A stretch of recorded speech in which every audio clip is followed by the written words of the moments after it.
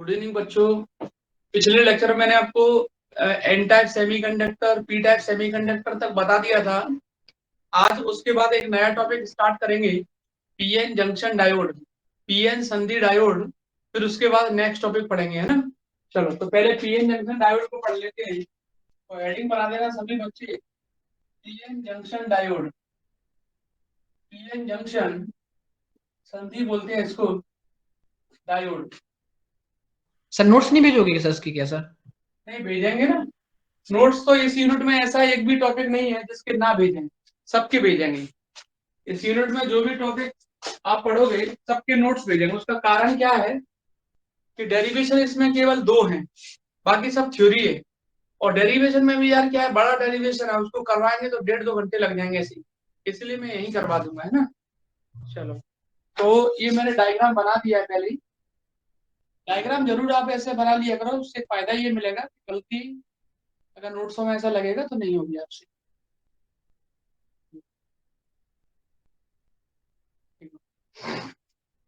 तो सबसे पहले बात करते हैं पीएन संधि डायोड की। पीएन संधि डायोड क्या होता है, उसमें स्टार्टिंग में क्या लिखना है वो देख लो। फिर उसके बाद अपन पढ़ेंगे पीएन जंक्शन डायोड में उसकी फॉरवर्ड और बैकवर्ड, या फॉरवर्ड और रिवर्स बोल सकते हैं, फॉरवर्ड वाइज और रिवर्स वाइज करेक्टरिस्टिक्स। मतलब अग्रवनति और पश्चिमवनति में किस प्रकार हम वक्र खींचते हैं और वो क्या होती है। ठीक है, तो चलो सबसे पहले हेडिंग बनाते हैं पीएन जंक्शन डायोड। मैं इसको मिटा देता हूँ।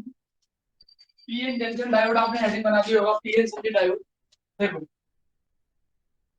क्या होता है पीएन जंक्शन डायोड में, आप पूरी थ्योरी समझना थोड़ा सा, आपको तो शॉर्ट में मिलेगा। बच्चों पी का मतलब होता है पी टाइप का सेमीकंडक्टर, जो मैंने आपको बताया था। और एन मतलब एन टाइप का सेमीकंडक्टर।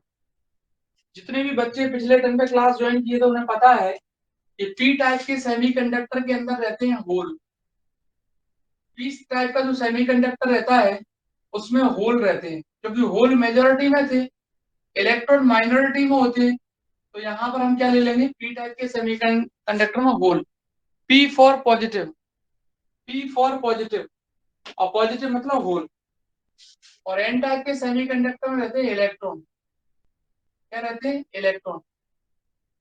एन टाइप के सेमीकंडक्टर में रहते हैं इलेक्ट्रॉन। एन फॉर नेगेटिव,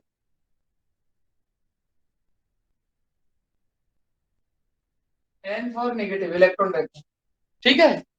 और ये पी टाइप पीएन जो नाम है ना, PN junction diode, PN junction diode. P type के सेमीकंडक्टर के अंदर जो होल रहते हैं वो एन टाइप के सेमीकंडक्टर के अंदर जो इलेक्ट्रॉन है उससे एक ट्रांसपेरेंट लेयर बोल सकते हैं, या बहुत थिन लेयर। ये जो लेयर आप देख रहे हो इसकी जो थिकनेस है वो 10⁻⁴ मीटर होती है, बहुत पतली लेयर होती है, उससे दोनों जुड़े रहते हैं। इसको बोलते हैं पीएन जंक्शन। क्या बोलते हैं, पीएन जंक्शन। और डायोड नाम क्यों पड़ा है वो भी बताता हूँ, ध्यान से सुनना। पी टाइप के सेमीकंडक्टर के अंदर क्या रहता है, होल। एन टाइप के सेमीकंडक्टर के अंदर क्या रहता है, इलेक्ट्रॉन। दोनों, पी टाइप का सेमीकंडक्टर और एन टाइप का सेमीकंडक्टर, एक थिन लेयर जिसकी थिकनेस 10⁻⁴ मीटर से 10⁻⁻6 मीटर तक होती है, उससे ज्वाइन रहते हैं। जंक्शन का मतलब जुड़ना एक तरीके से। जंक्शन सुना है ना आपने, जैसे ग्वालियर जंक्शन है, उससे जुड़े रहते हैं बहुत सारे प्लेटफॉर्म, बहुत सारे आपके, जैसे अपन बोलते हैं plate one platform second third है, सारे जुड़े रहते हैं। तो ऐसे यहाँ पर 10⁻⁴ मीटर से 10⁻�6 मीटर तक इसका क्या रहता है, आपका लेयर रहती है, जिसके थ्रू ये दोनों ज्वाइंट रहते हैं, जुड़े रहते हैं। इसको बोलते हैं बच्चों पीएन जंक्शन। क्या बोलते हैं, पीएन जंक्शन। ध्यान से सुनना, आपको थ्योरी में नहीं मिलेगा, आपको बता दूं। आपको तो जो मिलेगा वो नोट सिंपल मिल जाएंगे, उसमें सब कुछ लिखा होगा पीएन जंक्शन डायोड क्या है, और बेसिक जो भी है, मतलब जितना जितना आवश्यकता होती है। मैं थोड़ा आपको डिटेल में लेके जाऊंगा। बच्चों ये थिन लेयर से जुड़े रहते हैं, लेयर से जुड़े रहते हैं। होता क्या है, आप पी टाइप के सेमीकंडक्टर के अंदर जो होल है उनको आप क्या मानते हो मालूम है, पॉजिटिव। और एन टाइप के सेमीकंडक्टर के अंदर जो इलेक्ट्रॉन है आप उसको क्या मानते हो, नेगेटिव। तो बच्चों ध्यान से सुनना, ये दोनों ज्वाइंट हैं, एक दूसरे से ज्वाइंट हैं एक लेयर के थ्रू, तो इसको पी जंक्शन बोल दिया। अब क्या होगा, अब क्या होगा, एन टाइप के सेमीकंडक्टर के अंदर जो इलेक्ट्रॉन है वो आपके मूव करेंगे पी टाइप के सेमीकंडक्टर के अंदर जो होल है उधर की तरफ, क्योंकि ये नेगेटिव है ये पॉजिटिव है। और एन टाइप के सेमीकंडक्टर के अंदर जो वो पी टाइप के सेमीकंडक्टर के अंदर जो होल रहते हैं वो मूव करेंगे एन टाइप के सेमीकंडक्टर के अंदर। समझ में आ रहा है? ये नेगेटिव है इसलिए ये मूव करेगा टूवर्ड्स पी टाइप सेमीकंडक्टर और ये मूव करेगा टूवर्ड्स एन टाइप सेमीकंडक्टर। ये इधर की ओर जाएंगे ये इधर की ओर जाएंगे। तो सारे के सारे जो होल हैं जैसे वन बाई वन अट्रैक्ट करेंगे, ये इनको अट्रैक्ट करेंगे। तो ये सारे के सारे जो इलेक्ट्रॉन आप देख रहे हो वो आपके आ जाएंगे इधर यहाँ पर। ये इलेक्ट्रॉन आ गए यहाँ पर जितने भी हैं, और ये जो होल हैं वो इधर पहुंच जाएंगे। अभी तो मैंने केवल एक ही लेयर लिए, ज्यादा से ज्यादा पार्ट इधर आ जाता है। ये आपके होल इधर आ गए, ये आ गए। ठीक है,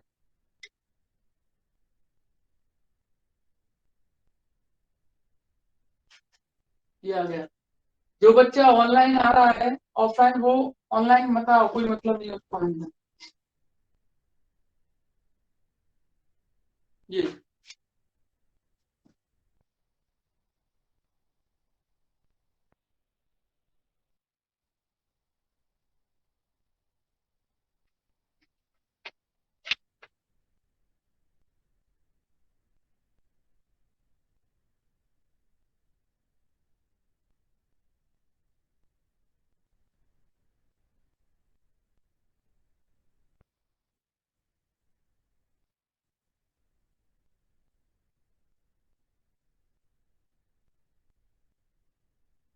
एक सेकंड में अभी है ना चालू करता हूँ।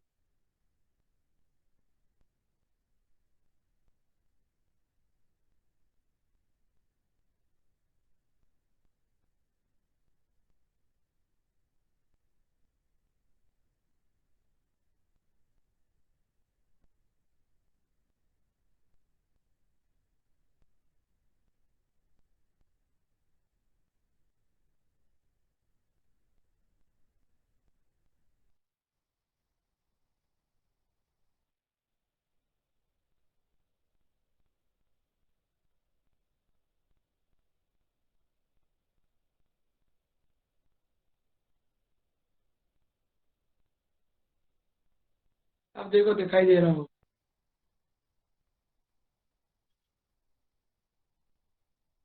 ये, ठीक है। तो नहीं पी सर, टाइप के ब्लर है सेमीकंडक्टर सर। पहले क्या ज्यादा ठीक था सर, इससे तो पहले ज्यादा ठीक था। सर ब्लर आ रहा है, अच्छा ब्लर आ कोई रहा है। सर उसमें इसमें तो सेकंड। वॉच भी विजिबल नहीं है। हाँ कोई दिक्कत नहीं, वही मैं सही कर रहा था उसको, मेरे को भी क्या है थोड़ा सा धुंधला नजर आ रहा था।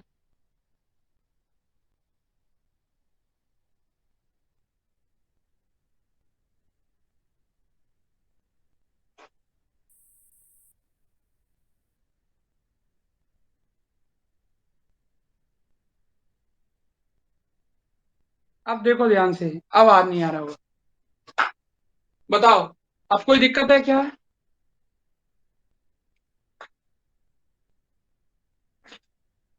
अब दिख रहा है सभी बच्चों को? क्यों हाँ वंशिका? सर ठीक है। हाँ यस सर सर। ठीक है। Yes sir. ठीक है, हाँ चलो। देखो क्या है इसमें, पी टाइप का जो सेमीकंडक्टर है उसके अंदर क्या रहते हैं होल, और एन टाइप का सेमीकंडक्टर रहता है उसके अंदर रहते हैं इलेक्ट्रॉन। क्या रहते हैं? इलेक्ट्रॉन।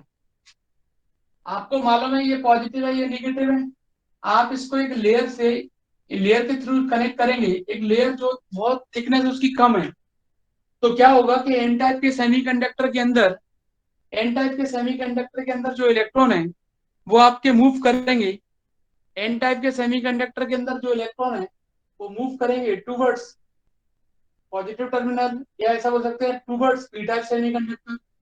और पी टाइप सेमीकंडक्टर के अंदर जो होल है वो मूव करेंगे एन टाइप सेमीकंडक्टर के अंदर, क्योंकि ये नेगेटिव है पॉजिटिव की तरफ जाएंगे, ये पॉजिटिव है नेगेटिव की तरफ जाएंगे। तो बच्चों जितने भी नेगेटिव मैक्सिमम से मैक्सिमम नेगेटिव है सब यहाँ इकट्ठे हो जाएंगे। बोलो, मैक्सिमम से मैक्सिमम जो नेगेटिव है वो सारे के सारे यहाँ इकट्ठे हो जाएंगे, और मैक्सिमम से मैक्सिमम जो पॉजिटिव है वो सारे के सारे यहाँ आ जाएंगे। वो सारे के सारे क्या हो जाएंगे? यहाँ पर आ जाएंगे।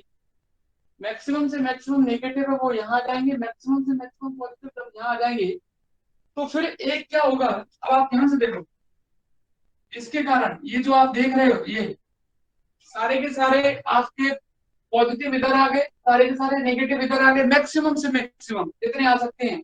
मैंने तो अभी एक ही लेयर लेके समझाया आपको जिससे आसानी से समझ में आ जाए। कब तक आते रहते हैं, तब तक आते रहते हैं जब तक नेगेटिव यहाँ इकट्ठे नहीं हो जाते और पॉजिटिव यहाँ इकट्ठे नहीं हो जाते। और जैसे नेगेटिव और पॉजिटिव दोनों साइड इकट्ठे हो जाते हैं तो अब ये पॉजिटिव, ये जो नेगेटिव है वो इधर नहीं आ सकते। अब जो नेगेटिव है वो इधर नहीं आ सकते। क्यों नहीं आ सकते? क्योंकि अगर ये नेगेटिव इधर आते हैं क्योंकि यहाँ कम बचे हुए हैं, यहाँ कम बचते हैं। भाई मैं सबको लेके नहीं जा रहा हूँ क्योंकि फिर डायग्राम हौच-पौच हो जाएगा। जैसे मान लो ये नेगेटिव इधर आने का प्रयास करेगा लेकिन नहीं आएगा। क्यों नहीं आएगा? क्योंकि ये वाला नेगेटिव इसको रिपेल करेगा। अब ये पॉजिटिव इधर आने का प्रयास करेगा लेकिन ये इसको नहीं आने देगा, ये वाला इसको नहीं आने देगा। क्यों? क्योंकि ये इसको रिपेल करेगा। क्या करेगा? रिपेल करेगा, क्योंकि ये यहाँ इकट्ठा हो चुका है। यहाँ कुछ ही नेगेटिव बचे, यहाँ कुछ ही पॉजिटिव बचे, सारे के सारे यहाँ इकट्ठे हो गए। अब ये वाला पॉजिटिव इधर जाने का प्रयास करेगा लेकिन ये इसको आने नहीं देगा, और ये वाला नेगेटिव इधर आने का प्रयास करेगा लेकिन ये इसको नहीं आने देगा। तो इन दोनों, इस नेगेटिव और इस पॉजिटिव के कारण यहाँ पर एक डिप्लेशन लेयर बन जाती है। क्या बन जाती है? डिप्लेशन लेयर बन जाती है। क्या बन जाती है? डिप्लेशन लेयर बन जाती है। और डिप्लेशन लेयर जब बनती है, अब देखना ध्यान से, देखो ये आया आपका क्या? पॉजिटिव, और ये आया क्या आपका? नेगेटिव। और due to negative and positive एक बैरियर पोटेंशियल डेवलप हो जाता है जिसको हम रोधिका विभव बोलते हैं। ये नेगेटिव है आपका, ये पॉजिटिव है आपका, सारे के सारे नेगेटिव है, इधर पॉजिटिव है। इसके कारण एक बैरियर पोटेंशियल डेवलप हो जाता है, रोधिका विभव। क्या? रोधिका विभव, बैरियर पोटेंशियल, रोधिका विभव, बैरियर पोटेंशियल डेवलप हो जाएगा। अब क्या होगा, अगर आपको इस नेगेटिव को इधर लेके जाना है तो कितना पोटेंशियल अप्लाई करना पड़ेगा? इसके पोटेंशियल से ज्यादा। समझ में आ रहा है? अगर इस नेगेटिव को इधर लेके जाना है तो इस पोटेंशियल से ज्यादा आपको पोटेंशियल इसको देना पड़ेगा, एनर्जी आपको देनी पड़ेगी। या इस होल को इधर लेके जाना है तो आपको कितना पोटेंशियल, कितनी एनर्जी देनी पड़ेगी? इससे ज्यादा, तब जाके ये इधर जाएगा। तो यहाँ पर एक बैरियर डेवलप हो जाता है। बैरियर आपने जाना होगा, देखते होगे गांव वगैरह में या वहां पे रोड वगैरह पर लगे रहते हैं, नहीं डाल देते? बैरियर डाल दिया, बस रुक गई। अब ये बस इधर नहीं जा सकती जब तक बैरियर नहीं खुलेगा। और बैरियर कब खुलता है? जब आप पैसा वैसा देते हो उसको। ऐसे यहाँ पर एनर्जी जब तक आप इसको नहीं दोगे तब तक ये इधर नहीं जाएगा और ना ही ये इधर जाएगा। तो यहाँ पर बैरियर पोटेंशियल डेवलप हो जाता है। बच्चों जितने नेगेटिव इधर आए हैं और जितने पॉजिटिव इधर आए हैं उसके कारण एक चार्ज डेवलप हो जाता है जिसको हम अनकवर चार्ज के नाम से भी जानते हैं। अनकवर चार्ज, अनकवर चार्ज मतलब अनावृत आवेश, मतलब कोई आवेश नहीं है, ये न्यूट्रल पार्ट हो गया एक तरीके से। क्या हो गया? न्यूट्रल। क्योंकि ये सारे के सारे होल की जगह गए हैं और ये सारे के सारे इलेक्ट्रॉन की जगह गए हैं। तो इन दोनों से मिलकर एक अनकवर चार्ज बनेगा, अनावृत आवेश बोलते हैं, वो न्यूट्रल रहता है। इतनी बेसिक थ्योरी एक बार फिर समझाऊंगा इसको मैं, जिससे फिर अपन आगे बढ़ेंगे। पीएन जंक्शन डायोड जो रहता है, देखो पीएन जंक्शन डायोड यानी पीएन संधि डायोड में होता क्या है? पी टाइप का सेमीकंडक्टर जो रहता है उसमें होल रहते हैं और एन टाइप के सेमीकंडक्टर में हमेशा इलेक्ट्रॉन रहते हैं। जब बच्चों आप पी टाइप के सेमीकंडक्टर और एन टाइप के सेमीकंडक्टर को एक लेयर के थ्रू जोड़ते हैं, इससे एक लेयर के थ्रू जोड़ते हैं, एक लेयर के थ्रू जब जोड़ते हैं, पी टाइप के सेमीकंडक्टर और एन टाइप के सेमीकंडक्टर को एक लेयर के थ्रू जब हम जोड़ते हैं, वो लेयर रहती है आपकी ट्रांसपेरेंट। क्या रहती है? ट्रांसपेरेंट, बहुत पतली रहती है। तो जब आप जोड़ोगे तो पी टाइप के सेमीकंडक्टर से निकलकर जो इलेक्ट्रॉन वो होल है वो एन टाइप के सेमीकंडक्टर के अंदर जाएंगे, और एन टाइप के सेमीकंडक्टर के अंदर जो इलेक्ट्रॉन है वो निकलकर आपके कहाँ जाएंगे? पी टाइप के सेमीकंडक्टर के अंदर जाएंगे। तो दोनों, भाई एक सारे के सारे एन टाइप के सेमीकंडक्टर से इधर जाएंगे, बहुत सारे जितने जा सकते हैं, और पी टाइप के सेमीकंडक्टर के साथ सारे सारे इधर जाएंगे। तो बच्चों दोनों, मतलब जो होल है जो इलेक्ट्रॉन है वो दोनों मिलकर एक uncover charge, depletion layer, barrier potential create कर लेते हैं। ये देखो इन दोनों मिलकर डिप्लेशन लेयर, बैरियर पोटेंशियल और अनकवर चार्ज को स्टेब्लिश कर लेते हैं, इकट्ठा कर लेते हैं, एकत्रित कर लेते हैं, जो भी बोल सकते हो। प्रोड्यूस कर देते हैं, जो भी कर सकते बोल सकते हो। अब आपको अगर मान लो इलेक्ट्रॉन को इधर लेके जाना है या होल को इधर लेके जाना है, तो आपको इन दोनों को इतनी एनर्जी देनी पड़ेगी, कितनी, कि भाई ये इस बैरियर को क्रॉस कर पाए।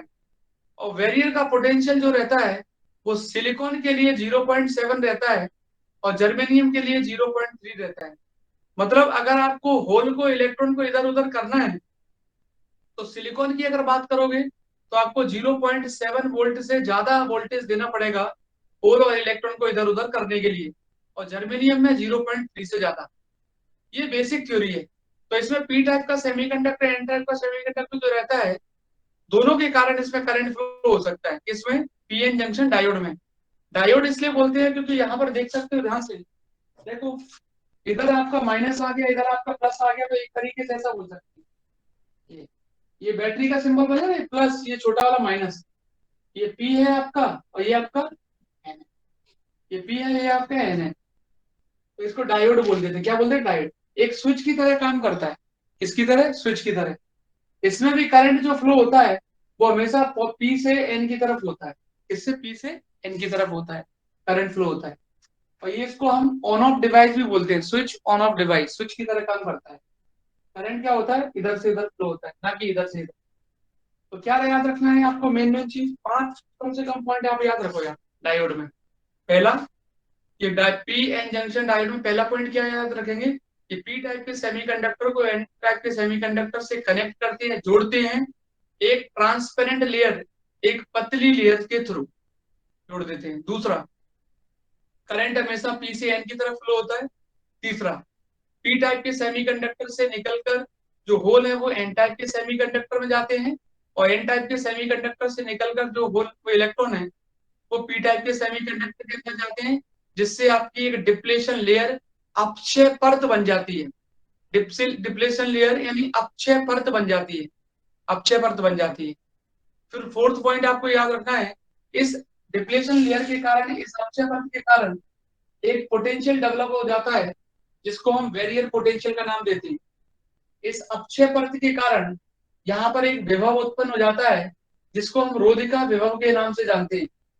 और पांचवा पॉइंट ये होता है, अगर आपको इलेक्ट्रॉन को इधर लेके जाना है और होल को इधर लेके आना है, तो आपको जो एनर्जी इनको देनी पड़ेगी, आपको जो इनको पोटेंशियल देना पड़ेगा, वो इसके पोटेंशियल से ज्यादा देना पड़ेगा, पोटेंशियल ज्यादा देना पड़ेगा। और इनके कारण जो चार्ज प्रोड्यूस होता है उसको अनकवर चार्ज, अनावृत आवेश का नाम देते हैं। ये है basic theory PN junction diode की। वैसे तो बहुत बोल सकते हैं पीएन जंक्शन डायोड पर, लेकिन जो मेन मेन है उससे ज्यादा ही हमने आपको बता दिया है। फिर भी कोई दिक्कत है तो पूछा जरूर करो, पहले कंप्लीट हो गए। तो अब पीएन जंक्शन डायोड का जो सिंबल है वो बता दिया मैंने आपको। अब इसकी जो वर्किंग होती है वो दो दो कंडीशन में होती है। एक होती है फॉरवर्ड वाइज, फॉरवर्ड वाइज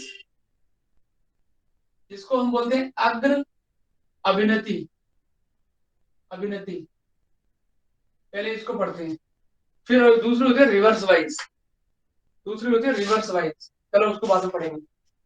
देखो इसकी जो वर्किंग कंप्लीट होती है वो दो कंडीशन में होती है, एक रिवर्स फॉरवर्ड वाइज कंडीशन, एक रिवर्स वाइज कंडीशन।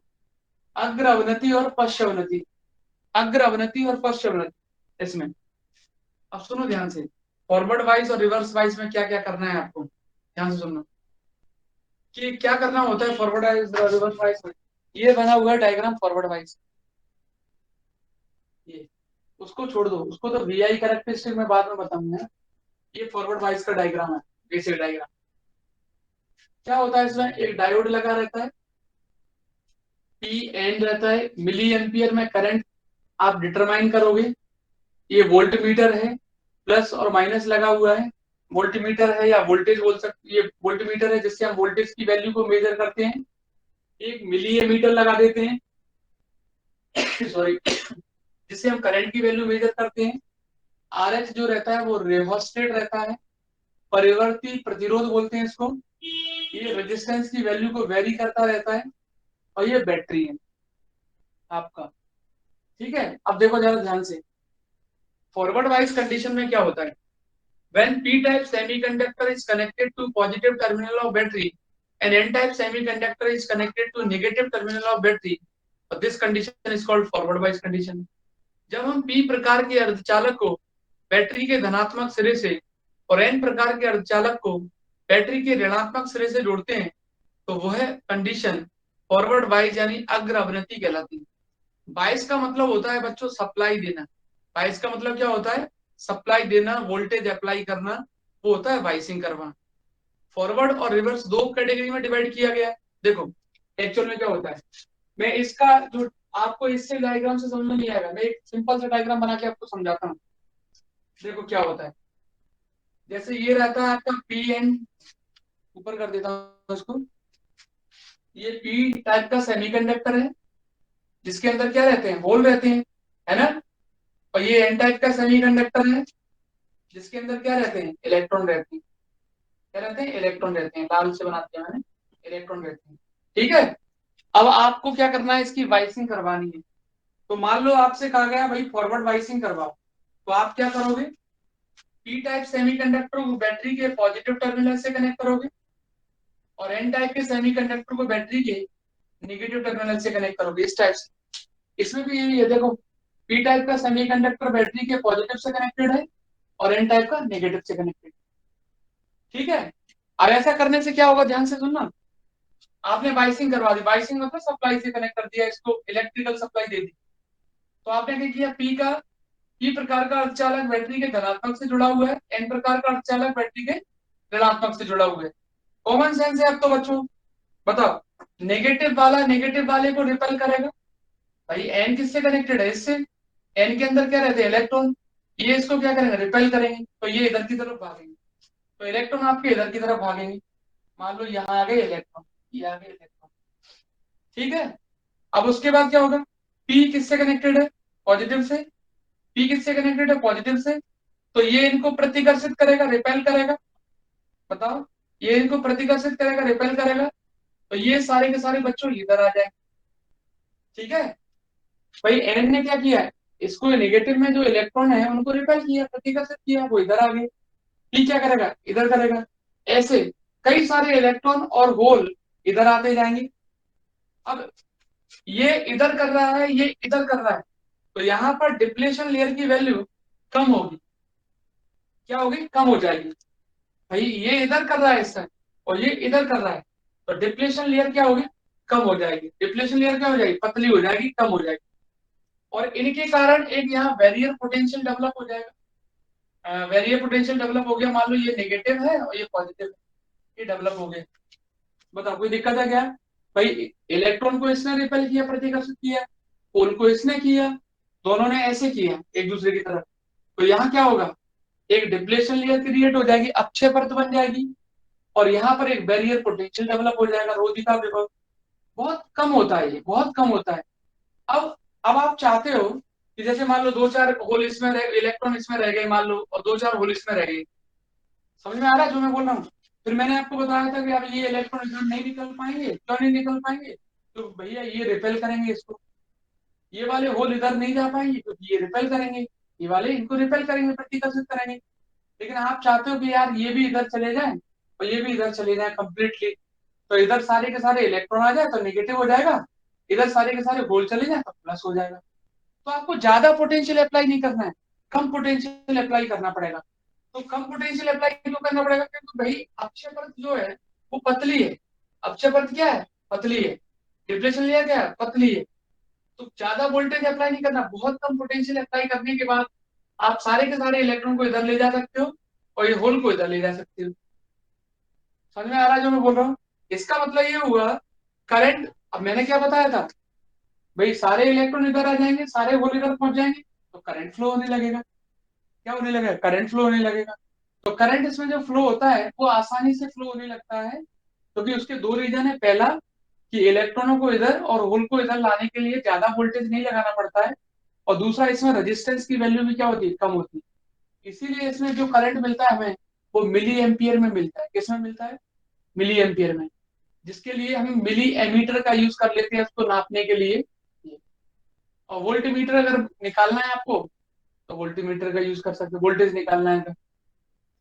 आरएच जरूरी है लगाना सर्किट में। आरएच क्या करता है? रेजिस्टेंस को वेरी कर सकते, जैसे कभी रेजिस्टेंस ज्यादा हुआ है या कम हुआ तो उसको कम ज्यादा करने का हेडेक आपको नहीं लेना है, वो रेजिस्टेट करता रहता है। ये तो बार बार रेजिस्टेंस को बदलो कम करो ये रहता है। तो इस तरीके से इसमें क्या होने लगता है, करंट फ्लो होने लगता है। क्या होने लगता है, करंट फ्लो होने लगता है।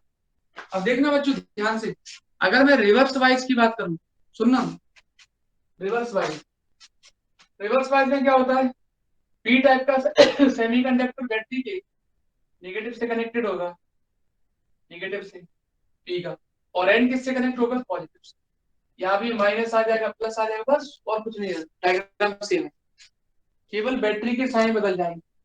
पी नेगेटिव से कनेक्टेड होगा और एन पॉजिटिव से कनेक्टेड होगा। इसमें क्या करते हैं जरा ध्यान से देखो, इसमें क्या करते हैं, इसमें देखो आप, ये है आपका पीएन जंक्शन, इसमें है आपके क्या, होल, इसमें है क्या आपके होल, ये है, ये पी है आपका, और इसमें है आपके इलेक्ट्रॉन, इसमें क्या है, इलेक्ट्रॉन, ये एन है, इसमें क्या है, इलेक्ट्रॉन है। क्या करना पड़ता है, जब आप पी टाइप के सेमीकंडक्टर को बैटरी के नेगेटिव से जोड़ोगे और एन टाइप के सेमीकंडक्टर को बैटरी के पॉजिटिव से जोड़ोगे, पी टाइप के सेमीकंडक्टर को बैटरी के नेगेटिव से जोड़ोगे और एन टाइप के सेमीकंडक्टर को बैटरी के पॉजिटिव से जोड़ोगे, ये किससे जुड़ा हुआ है, पॉजिटिव से, ये किससे जुड़ा हुआ है, नेगेटिव से। तो क्या होगा, अब क्या होने वाला है, अब आप खुद ही समझदार हो कि जितने भी होल हैं वो इधर की तरफ अट्रैक्ट होंगे, नेगेटिव की तरफ, जितने भी होल हैं सब इधर की तरफ अट्रैक्ट होंगे, तो यहाँ से होल खाली होते जाएंगे, इधर की तरफ आते जाएंगे, और जितने भी इलेक्ट्रॉन है सब इधर की तरफ अट्रैक्ट होंगे, तो यहाँ से ये खाली होते जाएंगे। तो इसका मतलब ये हुआ कि यहाँ पर डिप्लेशन लेयर बढ़ जाएगी, डिप्लेशन लेयर क्या हो जाएगी, बढ़ जाएगी। जितने भी पी टाइप के सेमीकंडक्टर के होल है उनको नेगेटिव टर्मिनल अपनी तरफ अट्रैक्ट करेगा, और ये पॉजिटिव टर्मिनल की तरफ अट्रैक्ट होंगे, आकर्षित होंगे, तो डिप्लेशन लेयर बढ़ जाएगी। बच्चों डिप्लेशन लेयर बढ़ जाएगी तो बैरियर पोटेंशियल भी बढ़ जाएगा। जैसे मान लो ये इधर आ गया, इधर आ गया, मान लो यहाँ कुछ होल रह गए, सपोज करो यहाँ प्लस ले लिया हमने, यहाँ कुछ इलेक्ट्रॉन रह गए, सपोज करो यहाँ हमने माइनस ले लिया, ये ठीक है। आपने क्या किया, इधर इसने नेगेटिव ने अटैक किया, इधर नेगेटिव वालों को पॉजिटिव ने किया, तो यहाँ डिप्लेशन लेयर बढ़ जाएगी, ऐसे जाएंगे ना इधर की तरफ, तो डिप्लेशन लेयर अपचय परत बढ़ जाएगी, बढ़ जाएगी, तो बैरियर पोटेंशियल जो डेवलप हुआ है, अब आप चाहते हो कि मैं चाहता हूं कि भाई इसमें कंडक्शन पॉसिबल हो कैसे भी करके, और वो तभी हो सकता है जब पी टाइप का सेमीकंडक्टर इधर जाए, मतलब पी टाइप के सेमीकंडक्टर से जो होल है वो इधर जाए, भाई जंक्शन को क्रॉस नहीं करेंगे तब तक करंट कैसे फ्लो हो सकता है, तो ये इधर जाए और ये इधर जाए, तब जाके करंट फ्लो होगा। तो आप क्या करोगे, पोटेंशियल की वैल्यू को वेरी करोगे, बढ़ाते जाओ, क्या करते जाओ, बढ़ाते जाओगे। आप चाह रहे हो कि एक दो होल तो इधर चले जाएं और एक दो इलेक्ट्रॉन तो इधर चले जाए, लेकिन ऐसा होगा नहीं। मान लो आप पोटेंशियल को बहुत ज्यादा बढ़ा देते हो, तो पोटेंशियल को ज्यादा बढ़ाने से होल और इलेक्ट्रॉन इधर आ तो जाएंगे, लेकिन उस टाइम पर सर्किट ही ब्रेक डाउन हो जाएगा। सर्किट क्या हो जाएगा, ब्रेक डाउन हो जाएगा, जिसको हम जेनर ब्रेक डाउन बोलते हैं। आगे चल के जेनर डायोड बताएंगे तो और डिटेल में बताएंगे। तो ये क्या होगा, इधर भागेगा, ये इधर भागेगा, आप चाहते हो कि भाई वोल्टेज को कैसे भी बढ़ाना है हमें, और होल को इधर लेके जाए, इलेक्ट्रॉन को इधर लेके जाए, तो वो पॉसिबल नहीं होगा इसमें। इसमें अगर मान लो आपने वोल्टेज की वैल्यू बढ़ा भी दी तो ना के बराबर करंट फ्लो होगा, और वो होता है माइक्रो एम्पियर में, जिसको हम कभी कभार एज्यूम कर लेते हैं कोई करंट फ्लो ही नहीं हुआ है, माइक्रो एम्पियर में करंट फ्लो होता है। और उस टाइम पर जैसे मान लो आपने ज्यादा से ज्यादा वोल्टेज बढ़ाया, तो वोल्टेज ज्यादा बढ़ाएंगे तो एक आध होल या एक आध इलेक्ट्रॉन इधर चला भी जाएगा जैसे तैसे करके, तो करंट बहुत ना के बराबर होगा। और क्योंकि ज्यादा वोल्टेज इसलिए नहीं बढ़ा सकते कि सर्किट ब्रेक डाउन हो जाता है, इसमें खराब होने लगता है, सर्किट खराब हो सर जाता है। सर हम्म, सर आपने डिप्लेशन लेयर की जो डेफिनेशन बताई थी एक बार फिर से रिपीट कर देंगे, जो डिप्लेशन लेयर की बताया था, डिप्लेशन लेयर डेफिनेशन में, बताइए। डिप्लेशन लेयर में कुछ नहीं होता है। डिप्लेशन लेयर जैसे बनती है ना, तो क्या होता है, जैसे मान लो होल इधर आ रहे हैं, इलेक्ट्रॉन इधर जा रहे हैं, तो डिप्लेशन लेयर जो बनती है वो थिन बनती है, पहली चीज। और मान लो होल इधर जा रहे हैं, इलेक्ट्रॉन इधर जा रहे हैं, तो आप देखो ये पास पास हैं, अब होल इधर जाने लगे, इलेक्ट्रॉन इधर जाने लगे, डिप्लेशन लेयर इंक्रीज होती है।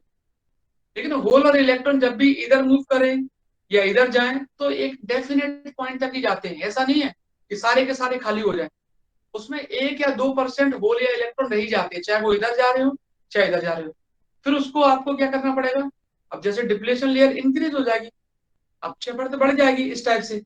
अब अक्षय परत यानी डिप्लेशन लेयर इंक्रीज हो गई, तो आपको इन होल को इधर लेके जाना है, इन इलेक्ट्रॉन को इधर लेके जाना है, कैसे भी करके। तो आपको इतना बैरियर पोटेंशियल, मतलब इतनी एनर्जी उन इलेक्ट्रॉन और होल को देनी पड़ेगी कि वो इतने बैरियर को क्रॉस कर पाए, और वो पॉसिबल है नहीं। मान लो आपने दे भी दी जैसे तैसे करके, तो एक आध इलेक्ट्रॉन एक आध होल इधर उधर मूव कर सकता है, उससे ज्यादा नहीं कर पाते। उसका रीजन ये रहता है कि अगर आप उससे ज्यादा इलेक्ट्रॉन और होल को कोशिश करते हो कि वो इधर आ जाए, जंक्शन को क्रॉस कर जाए, तो फिर सर्किट उस टाइम पे ब्रेक डाउन हो जाता है। जैसे मान लो 5 वोल्ट से ज्यादा आप दे नहीं सकती, अब 5 वोल्ट के अलावा मान लो आपने 6 वोल्ट दे दिया, तो 6 वोल्ट देने पर सर्किट ही खराब हो रहा है। और 5 वोल्ट देने पर 1 या 2 इलेक्ट्रॉन या होल इधर उधर जा रहे हैं। अरे जंक्शन 1 तो या 2% जा कैसे रहे हैं, खींच तो वो अपोजिट साइड रहे ना, जैसे माइनस वाला इधर खींच रहा, प्लस वाला इधर खींच रहा, फिर जा कैसे रहे 1-2%? वो बता देता हूँ। देखो क्या होता है, जैसे मान लो सपोज करो मैंने क्या बताया था, तो आपने तो फिर ये वाला ढंग से पढ़ा नहीं, ये तो ये वाला समझ में आ जा रहा है। देखो मैंने क्या बताया था, इसको देख लो तो आपको फिर ये क्लियर होगा। जैसे मान लो मैंने बताया था कि भाई प्लस वाला इनको रिपेल करेगा, सारे के सारे इधर आ जाएंगे, माइनस वाला इनको रिपेल करेगा तो इधर के इधर आ जाएंगे। अब बच गए कितने, 2, और इधर भी कितने बच गए आपके, 2, सारे के सारे। अब ये जा नहीं सकते, क्यों नहीं जा सकते, क्योंकि ये रिपेल करेगा, इनको प्रतिकर्षित करेगा। और ये भी नहीं जा सकते, कौन से वाले, ये वाले, क्योंकि ये इनको रिपेल करेगा। ऐसा ही यहाँ पर देखो जरा ध्यान से, जब ये सारे के सारे होल इधर चले जाएंगे, सारे के सारे इलेक्ट्रॉन इधर चले जाएंगे, 1 या 2% फिर रह जाएंगे। रहते ही हैं, वो तो हमेशा रह ही जाते हैं, क्योंकि इतने इलेक्ट्रॉन और होल मेजोरिटी में रहते हैं इसमें, 1 या 2% तो रह ही जाते हैं। अब आप इसमें क्या करने वाले हो, भाई पोटेंशियल को बढ़ा के कितना, इससे ज्यादा, आप इसको इधर भेजना है, इसको इधर भेजना है, तब जाके कंडक्शन पॉसिबल होगा। इलेक्ट्रॉन इधर आ जाए, सारे के सारे होल इधर आ जाए, तब जाके कंडक्शन पॉसिबल होगा। तो अब क्या करोगे आप, अब आप ये कोशिश करोगे कि भाई मैं यहाँ पोटेंशियल को बढ़ा दूं कैसे भी करके, तो जिससे ये इधर पहुंच जाए, ये इधर पहुंच जाए। तो यहाँ तो आसान है, क्यों आसान है, क्योंकि डिप्लेशन लेयर पतली है। अब यहाँ देखो, क्योंकि यहाँ देखो ये नेगेटिव आ गया था सारे के सारे, ये पॉजिटिव आ गया। अब ये नेगेटिव इनको आने नहीं दे रहा, और ये पॉजिटिव है ना, ये वाला पॉजिटिव, ये वाला, ये इनको आने नहीं दे रहा। ये पॉजिटिव देख रहे हो, ये इनको आने नहीं दे रहा। अब यहाँ क्या होने वाला है, सारे के सारे होल इधर आने वाले हैं, सारे के सारे होल इधर आ रहे हैं, तो होल की यहाँ कमी हो रही है, तो यहाँ गलत, यहाँ नेगेटिव आ जाएगा और यहाँ प्लस आ जाएगा। सारे के सारे होल इधर आ रहे हैं इधर, तो यहाँ क्या हो जाएगा, होल की कमी मतलब नेगेटिव आ गया, और इलेक्ट्रॉन इधर आ रहे हैं, तो इलेक्ट्रॉन की कमी मतलब होल आ गया, प्लस आ गया। अब होगा क्या, अब 1 या 2% तो रह गए आपके। अब आप क्या प्रयास करोगे, आप प्रयास करोगे कि भाई यार ये इधर चले जाए, ये इधर चले जाए, ये इधर इसलिए नहीं जा सकते क्योंकि ये नेगेटिव रोक रहा है इनको, और ये वाले इधर इसलिए नहीं आ सकते क्योंकि पॉजिटिव रोक रहा है इनको। समझ में आ रहा है जो मैं बोल रहा हूँ, ये पॉजिटिव इनको रोक रहा है इसलिए अभी ये नहीं आ सकते, ये नेगेटिव इनको रोक रहा है इसलिए ये नहीं आ सकते। अब आप सोचते हो यार कैसे भी करके इनको इधर पहुंचा ही दें, इसको इधर इसको इधर, तो आप क्या करोगे, इनको एनर्जी प्रोवाइड करवाओगे। क्या प्रोवाइड करवाओगे, एनर्जी। एनर्जी प्रोवाइड करवाओगे, कौन सी एनर्जी, इलेक्ट्रिकल एनर्जी। और इलेक्ट्रिकल एनर्जी कैसे देते हैं, कोई सप्लाई दे के देते हैं। तो आप इनको इलेक्ट्रिकल एनर्जी प्रोवाइड करवाओगे कि भाई ये इधर चले जाए और ये इधर चले जाए, मतलब नेगेटिव वाले आपके इधर चले जाए और पॉजिटिव वाले इधर आ जाए। तो नेगेटिव वालों को इधर भेजना है, पॉजिटिव वालों को इधर भेजना है, तो इतनी एनर्जी देनी पड़ेगी आपको, इसे डिप्लेशन लेयर से ज्यादा एनर्जी देनी पड़ेगी, और वो पॉसिबल है नहीं, इतनी इलेक्ट्रिकल एनर्जी देना पॉसिबल है नहीं। मान लो आपने जैसे तैसे दे भी दी, तो दो में से मान लो एक इलेक्ट्रॉन इधर पहुंच गया, एक होल इधर आ गया, तो कंडक्शन तो पॉसिबल हो जाता है। जैसे जैसे सेमीकंडक्टर में मैंने आपको बताया था, ये 0 केल्विन पर नहीं होता है, लेकिन 0 से बाद ज्यादा टेम्परेचर बढ़ाते हैं तो 1 या 2 इलेक्ट्रॉन इधर उधर मूव करने लगते हैं, जिसके कारण कंडक्शन पॉसिबल हो जाता है। ऐसे ही यहाँ पर तो कंडक्शन तो पॉसिबल हो जाएगा, लेकिन ना के बराबर, मतलब माइक्रो एम्पियर में करंट फ्लो होता है। आप हमेशा देखना, रिवर्स वाइज में करंट हमेशा 0 ही एज्यूम किया जाता है, भले मैंने लिख दिया माइक्रो एम्पियर, जब भी आप इससे रिलेटेड कोई भी डेरिवेशन करोगे तो यही कहोगे कि रिवर्स वाइज में कोई करंट नहीं होता है, कोई करंट नहीं होता है। क्यों? क्योंकि वहां पर डिप्लेशन लेयर बहुत ज्यादा बड़ी होती है, बैरियर पोटेंशियल की वैल्यू यानी रोधिका विभव बहुत बड़ा होता है, और करंट अगर हो भी गया तो ना के बराबर माइक्रो एम्पियर में करंट फ्लो होता है। दूसरा रीजन, इसमें रेजिस्टेंस की वैल्यू बहुत बढ़ जाती है। रिवर्स वाइज में रेजिस्टेंस हाई रहता है और फॉरवर्ड वाइज में रेजिस्टेंस की वैल्यू क्या रहती है? कम होती है। तो इसके कारण भी कंडक्शन पॉसिबल नहीं होता है। ये कंडीशन रहती है। बताओ, कोई दिक्कत है तो पूछ सकते हो। अब और एक और सुन लो बस, लास्ट फिर पूछना। देखो, ये है VI characteristics. VI characteristics, VI characteristics आपको इतना नोट्स में थोड़ी ना मिलेगा और ना ये डायग्राम मिलेंगे, बस आप याद रखना है इनको। वीआई अभिलाक्षणिक वक्र, वीआई कैरेक्टरिस्टिक, इसमें कुछ नहीं करना पड़ता है। वोल्टेज को एक्स एक्सिस पे लेते हैं, करंट को वाई एक्सिस पे लेते हैं और दोनों के बीच में ग्राफ प्लॉट करते हैं, और इसी को बोलते हैं वीआई कैरेक्टरिस्टिक्स, वीआई अभिलाक्षणिक वक्र। क्या होता है इसमें? देखो देखो बच्चों, फॉरवर्ड वाइज में क्या होता है? फॉरवर्ड वाइज में आपको मालूम है भाई, इधर उधर सब कुछ हो जाता है। फॉरवर्ड वाइज में क्या होता है, अगर यहाँ देखो, जैसे जैसे हम वोल्टेज की वैल्यू को इंक्रीज करते हैं, करंट धीरे धीरे इंक्रीज होता है। वोल्टेज की वैल्यू को इंक्रीज करेंगे तो करंट धीरे धीरे क्या होगा? इंक्रीज होता जाएगा। वोल्टेज की वैल्यू को इंक्रीज करेंगे तो करंट धीरे धीरे इंक्रीज होता जाएगा। एक पॉइंट ऐसा आता है जहां पर आप वोल्टेज की वैल्यू को इतना ज्यादा, जैसे मैंने आपसे कहा था ना कि भाई इलेक्ट्रॉन इधर जाएंगे, होल इधर जाएंगे, तो वो सिचुएशन होती है कि जैसे जैसे वोल्टेज बढ़ रहा है वैसे वैसे करंट की वैल्यू क्या होती? बढ़ती जाती है। समझ में आ रहा है? जैसे मान लो आपने वोल्टेज 0.1 अप्लाई किया, मान लो कुछ इलेक्ट्रॉन इधर चले गए, कुछ होल इधर, फिर 0.2 किया, फिर कुछ इधर चले गए, कुछ इधर आ गए। बस जर्मेनियम की बात कर रहा हूं मैं, तो कुछ इधर, बस इससे ज्यादा फिर जा नहीं रहे हैं।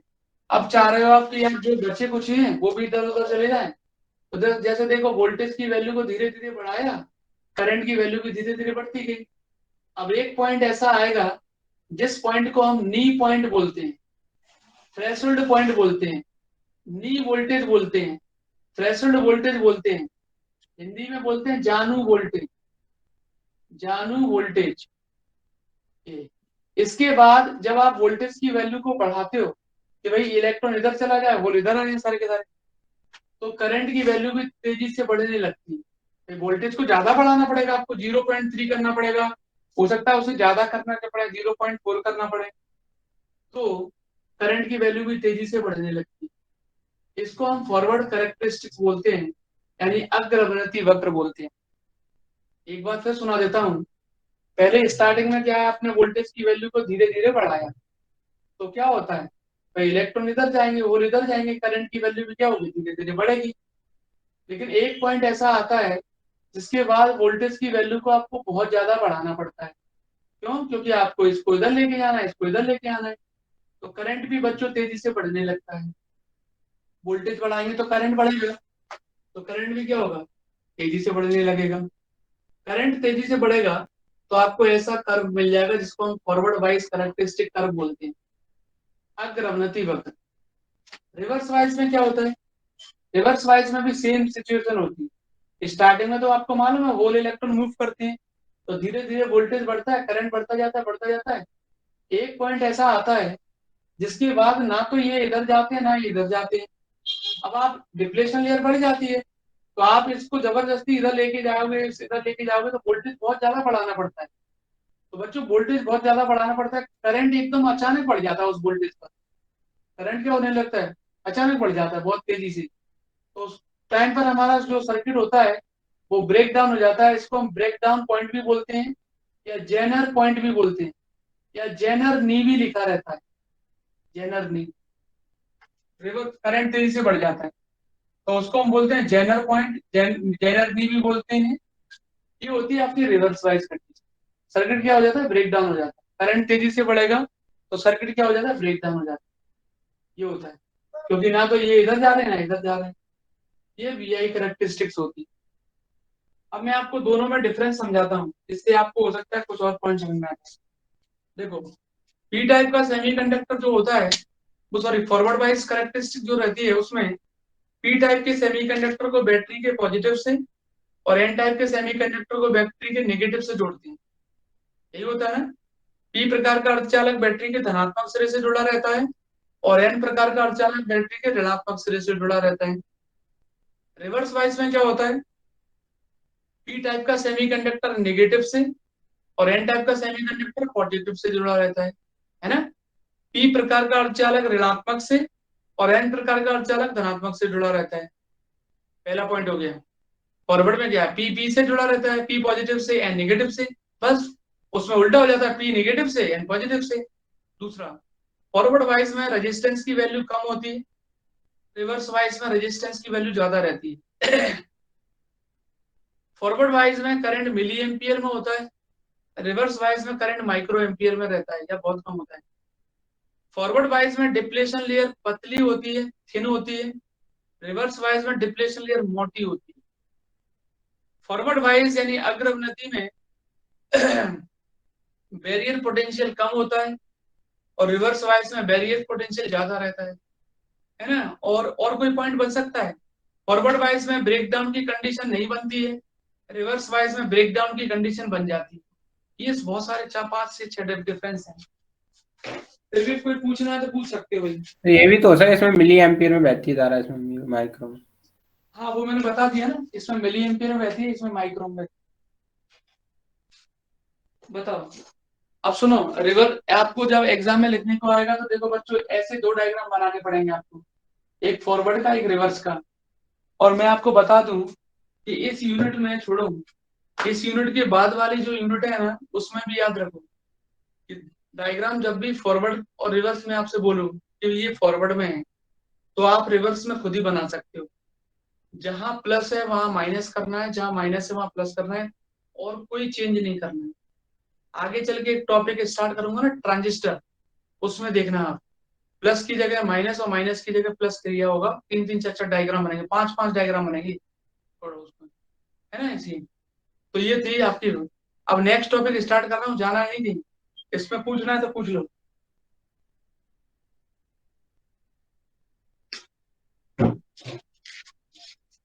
इसमें कुछ पूछना है तो पूछ सकते हो।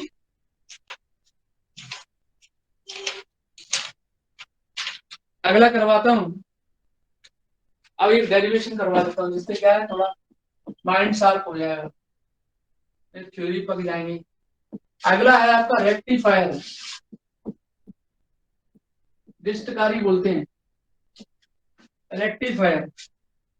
कोई बता सकता है रेक्टिफायर का काम क्या रहता है, किसको किसमें कन्वर्ट करता है? डिस्टकारी, बताओ बच्चों, डिस्टकारी। रेक्टिफायर क्या एसी होता से है? डीसी। एसी से डीसी। रेक्टिफायर एक ऐसा डिवाइस होता है जो एसी को डीसी में कन्वर्ट करता है, प्रत्यावर्ती को डिस्ट में कन्वर्ट करता है, वो रेक्टिफायर। और जो प्रोसेस होती है ना कन्वर्ट करने की, उसको रेक्टिफिकेशन बोलते हैं। जो कन्वर्ट करता है वो रेक्टिफायर, और जो प्रोसेस होती है उसको रेक्टिफिकेशन बोलते हैं। डिस्टकारी किसको बोलते हैं? जो परिवर्तित करता है, एसी को डीसी में परिवर्तित करता है, वो हो गया डिस्टकारी। और जो प्रोसेस होती है ना कन्वर्ट करने की, उसको दिष्टीकरण कहते हैं। क्या कहते हैं? दिष्टीकरण। रेक्टिफायर 2 टाइप के होते हैं, एक होता है हाफ वेव और एक होता है फुल वेव। सबसे पहले हाफ वेव रेक्टिफायर की बात करते हैं। हाफ वेव रेक्टिफायर, अर्ध तरंग दिष्टकारी, अर्ध तरंग दिष्टकारी, हाफ वेव रेक्टिफायर। क्या होता है इसमें देखो, हाफ वेव रेक्टिफायर में ध्यान से सुनना सभी बच्चे। देखो सबसे पहले तो एक ट्रांसफार्मर लेते हैं, ट्रांसफार्मर के पास कितनी कुंडलियां होती हैं? बताओ जल्दा बताओ। ट्रांसफार्मर के पास कितनी कुंडलियां होती हैं, कितनी कॉइल होती 2 ही तो होती है? है नहीं ना। पता? हाँ बोलो, मर गए क्या सबके सब?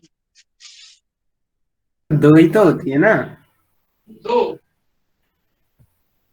अब बताओ कौन सा ट्रांसफार्मर है? गर्ल्स बताएं, गर्ल्स, गर्ल्स, बॉयज नहीं। अब गर्ल्स का नाम लेके नहीं पूछ रहे, कोई भी बता दो। कौन बताएगा कौन सा ट्रांसफार्मर है ये? बोलो, ऐसी एक भी गर्ल्स नहीं तो ये बता सकें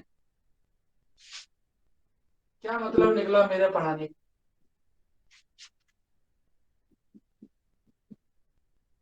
गलत सलत ही बताओ।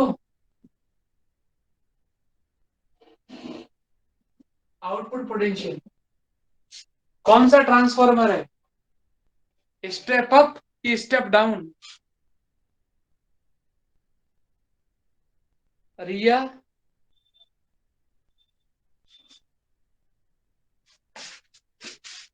बताओ रिया, वंशिका,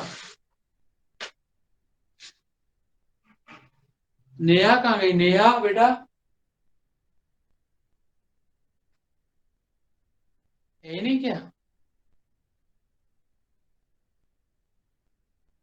चलो बताओ बॉयज, बताओ कौन सा ट्रांसफार्मर, स्टेप अप या स्टेप डाउन? स्टेप अप ही है सर। Step up transformer. अरे यार, step up transformer step down transformer हमने पहले बताया था बच्चों, जिसमें कुंडली में फेरों की संख्या ज्यादा होती है, नंबर ऑफ टर्न्स जिसमें ज्यादा हुए वो स्टेप अप, और जिसमें नंबर ऑफ टर्न्स कम हुए स्टेप डाउन।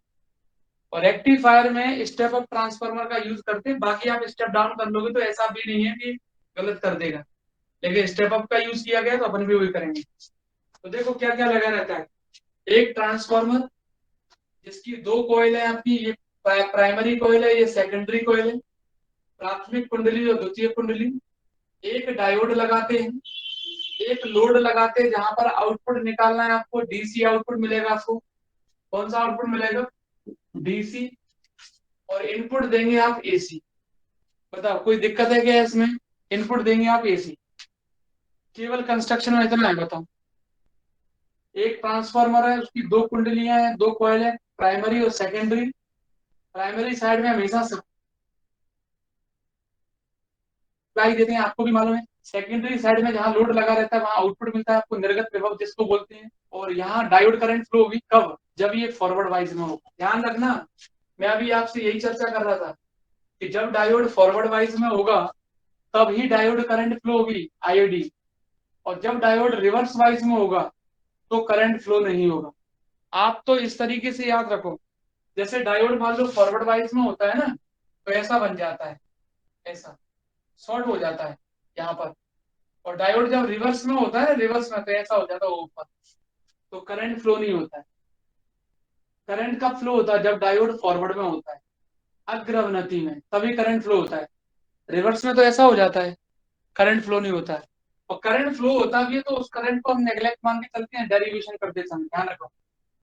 तो ये आगे ठीक है। अब देखो डायग्राम बना के समझाता हूँ कि इस रेक्टिफायर को हाफ वेव रेक्टिफायर क्यों बोलते हैं।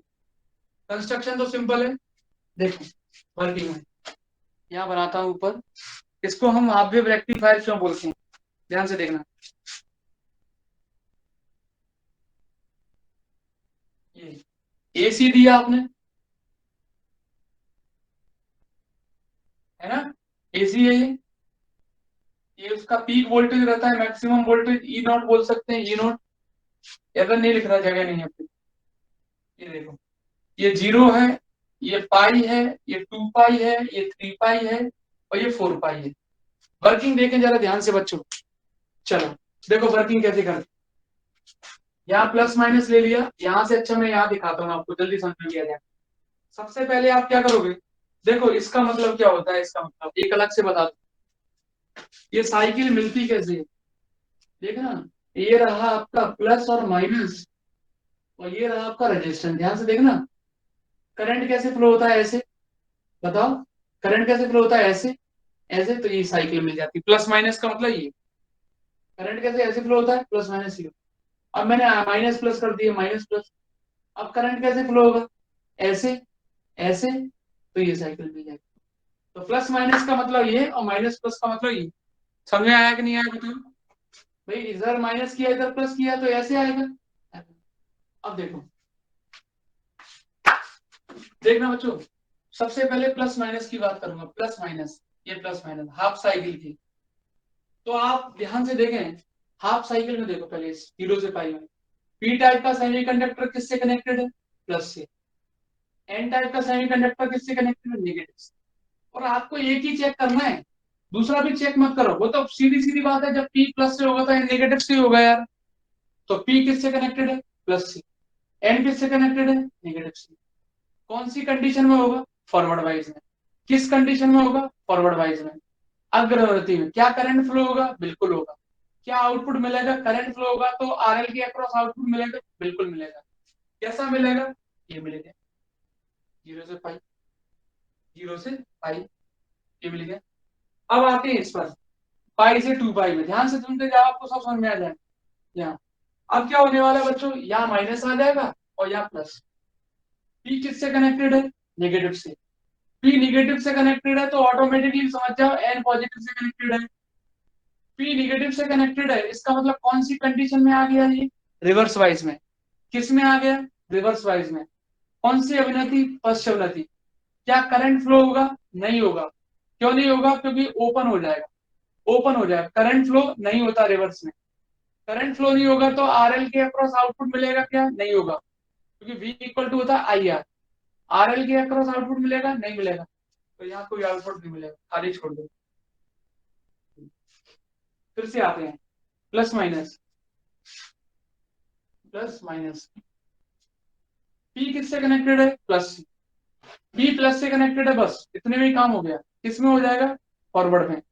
अब किसमें होगा? फॉरवर्ड में, अग्रवर्ती में। फॉरवर्ड वाइज में हो गया, अग्रवर्ती में होगा। क्या करंट फ्लो होगा? बिल्कुल होगा। कितना? ID। क्या आउटपुट मिलेगा? RL के अक्रॉस बिल्कुल मिलेगा, क्योंकि I इंटू आर क्या होता है? V होता है। आउटपुट मिलेगा, कैसे शो करोगे? अब इसमें आते हैं, माइनस प्लस, ये माइनस और ये प्लस।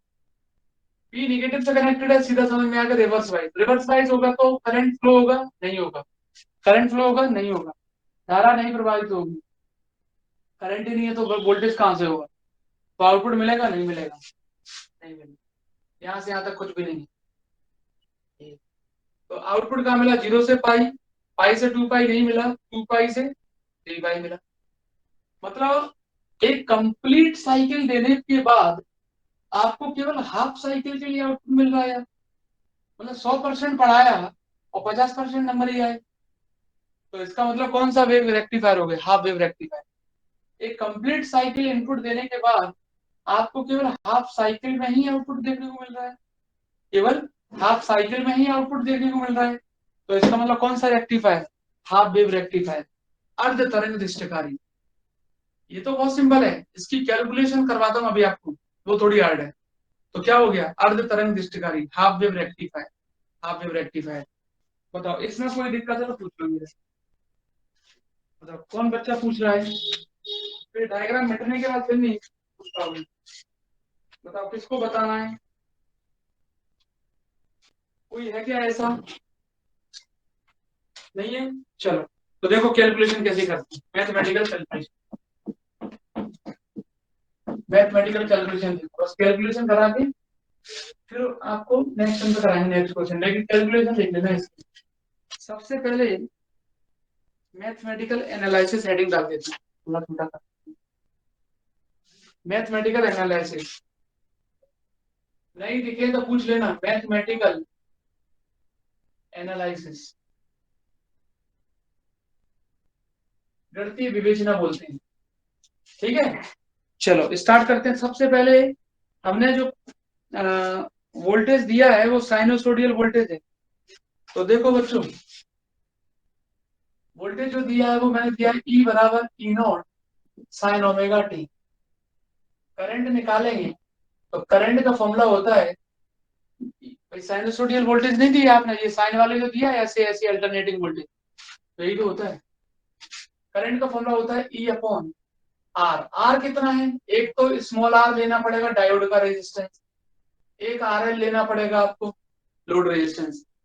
डायोड का रेजिस्टेंस जो रहता है वो कुछ ना कुछ रहता है, स्मॉल r मान लिया, और लोड वाला ये था। दोनों सीरीज में है कि नहीं बताओ? सीरीज में है दोनों, तो कितना हो जाएगा? R plus RL।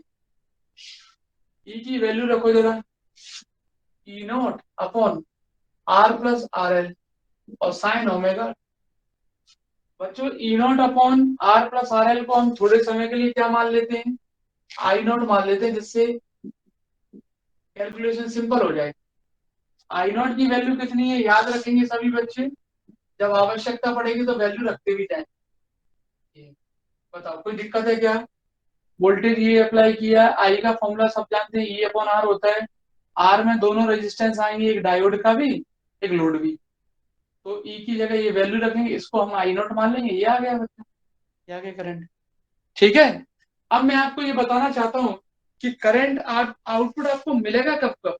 सबसे इंपॉर्टेंट चीज ये, आपको आउटपुट मिलेगा कब कब। जैसे मैं आपसे पूछूं करंट आपको I equal to I naught short omega T जो मिल रहा है वो कब मिलेगा, मान लो करंट की बात कर, करंट वोल्टेज सबकी बात कर रहा हूं मैं, तो कब कब मिलेगा, तो आप कहोगे ओमेगा टी की वैल्यू 0 से लेकर पाई तक होगी तब मिलेगा। एक कंप्लीट साइकिल की बात कर रहा हूं बस मैं, एक कंप्लीट साइकिल की बात कर रहा हूँ, 0 से पाई और 2 पाई, बस एक ही साइकिल की बात करते हैं हमेशा। बताओ आपको करंट कब मिलेगा देखने को, करंट कब देखने को मिलेगा, जब ओमेगा टी की वैल्यू क्या होगी, 0 पाई के बीच में। ठीक है, और आपको करंट 0 कब मिलेगा देखने को, जब आपकी ओमेगा टी की वैल्यू पाई और 2 पाई के बीच में होगी। बताओ सही लिखा है क्या? क्या इसके बीच में करंट मिल रहा था आपको, नहीं मिल रहा था यार, करंट नहीं था, वोल्टेज नहीं था, आउटपुट नहीं था, सब कुछ 0 था ये। ठीक है, चलो 1 बाय 1 स्टार्ट करते हैं। सबसे पहले आपसे पूछेगा एवरेज और DC value of, first number average और डीसी वैल्यू ऑफ, एवरेज और DC value of output current. Output को मैं ऐसे लिख दूंगा, output current, output current Hindi में बोलते हैं, हिंदी में इसको बोलते हैं average DC value of output current को बोलेंगे निर्गत धारा का औसत या डीसी मान, निर्गत धारा का औसत या डीसी मान, और केवल एक ही साइकिल की बात करेंगे, ध्यान रखेंगे, निर्गत धारा का औसत या डीसी मान। कैसे निकालते हैं एवरेज, जैसे मैं अगर आपसे बात करूं 4 नंबर का एवरेज निकालना है, तो आप क्या करोगे, चारों को ऐड कर दोगे, चारों को ऐड किया आप में 4। लेकिन यहाँ नंबर की बात नहीं है, यहाँ एक क्वांटिटी की बात कर रहे हैं, करंट की वेरिएबल क्वांटिटी की, तो वहां ऐड की जगह इंटीग्रेशन करना पड़ेगा आपको, है ना। देखो ऐसे ऐड की जगह क्या करना पड़ेगा, इंटीग्रेशन करना पड़ेगा। देखो ऐसे आई एवरेज या आई डीसी कुछ भी लिख दो, आई डीसी भी लिख सकते हैं बराबर, 4 नंबरों को ऐड करना है, यहाँ इंटीग्रेट करना है, कहां से करना, 0 से 2 पाई, 0 से 2 पाई। किसका इंटीग्रेशन करना है, जैसे 4 नंबर होते हैं, चारों को ऐड करना है, नंबर को ही तो ऐड करते हो, या करंट को ऐड करना है 0 से 2 पाई। किसका फंक्शन है, ओमेगा टी का, डी ओमेगा टी। किसका फंक्शन है, ओमेगा टी का, कौन, current, omega T upon divided by 4 और डिवाइडेड बाय यहाँ टोटल टाइम 2 पाई। बताओ कोई दिक्कत है तो पूछ लो, फिर मैं ऊपर के स्टेप मिटाऊंगा। किसी भी स्टेप में अगर आपको परेशानी है तो आप बेझिझक पूछना, करवाने वाली कोई बात नहीं है इसमें। बताओ मिटा दूं, आप कहां से कहां तक एवरेज निकाल रहे हैं, ये 0 से 2 पाई। किसका, करंट का। किसका फंक्शन है, ये ओमेगा टी के रिस्पेक्ट में वेरी कर रहा है, अपन टोटल टाइम लगते हैं, तो यहाँ टोटल टाइम कितना, 2 पाई कंप्लीट साइकिल का। फिर उसके बाद ये याद रखना भाई, I equal to I naught sine omega T किस किस के बीच में, 0 से पाई, अरे पाई से 2 पाई के बीच। मिटाना मत सर, क्या कह रहे हो, सर मिटाना मत, 1 सेकंड सर, फोटो क्लिक करना सर। वो तो नोट्स मिल जाएंगे आपको। ओके सर, मिटा दो सर। ठीक है, ध्यान रखेंगे सभी बच्चे, ओमेगा टी की वैल्यू 0 से पाई के बीच में है तो ही करंट होगा, ओमेगा टी की वैल्यू पाई और 2 पाई के बीच में तो करंट कितना, 0। तो इंटीग्रेशन की एक प्रॉपर्टी सभी ने पढ़ी है कि किसी भी लिमिट को हम कितने भी पार्ट में ब्रेक कर सकते हैं, वो डिपेंड करेगा फंक्शन कितने हमारे पास। यहाँ हमारे पास 2 फंक्शन है, तो 2 पार्ट में ब्रेक करेंगे।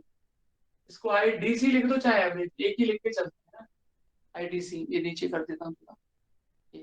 इसको मैं 2 पार्ट में ब्रेक कर रहा हूँ, 0 से पाई, आई की वैल्यू 0 से पाई के बीच में क्या है, अभी लिखवाई थी I naught sine omega T, और डी ओमेगा टी।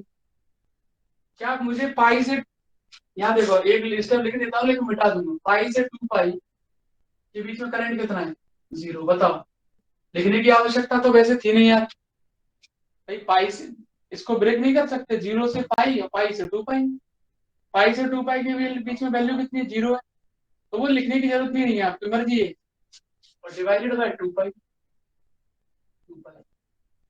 आई डी सी बराबर बच्चों बाहर निकालो, आई नॉट को कांस्टेंट है, 2 पाई बाहर आ जाएगा, साइन ओमेगा टी का इंटीग्रेशन आपको लोगों को मालूम है माइनस कॉस ओमेगा टी। बच्चे मालूम है क्या करते हैं, डिवाइडेड बाय टी का कोएफिशिएंट यार ओमेगा रख जाते हैं। यार इसको तो देखो ओमेगा टी के रिस्पेक्ट में करना है, अगर टी के रिस्पेक्ट में करना होता तो ही ओमेगा डिवाइड में आएगा, ध्यान रखना। यहाँ ओमेगा टी के रिस्पेक्ट में कर रहे हैं तो केवल साइन का माइनस कॉस, बस हो गया काम। और 0 से पाई रखो लिमिट आई डी सी बराबर I naught upon 2 pi, upper limit रखो, पाई रखेंगे ओमेगा टी की जगह, ओमेगा टी की जगह पाई रखेंगे, कॉस पाई -1 होता है, माइनस ये रहा, प्लस हो गया माइनस, 0 रखेंगे कॉस 0 1 होता है, माइनस पहले से माइनस माइनस प्लस, तो यहाँ से आ गया बच्चों आई नॉट अपॉन 2 से 2 कट गया पाई। अब भले ही आई नॉट की वैल्यू रखो, क्या थी आई नॉट की वैल्यू बताओ, E0 upon R plus are है।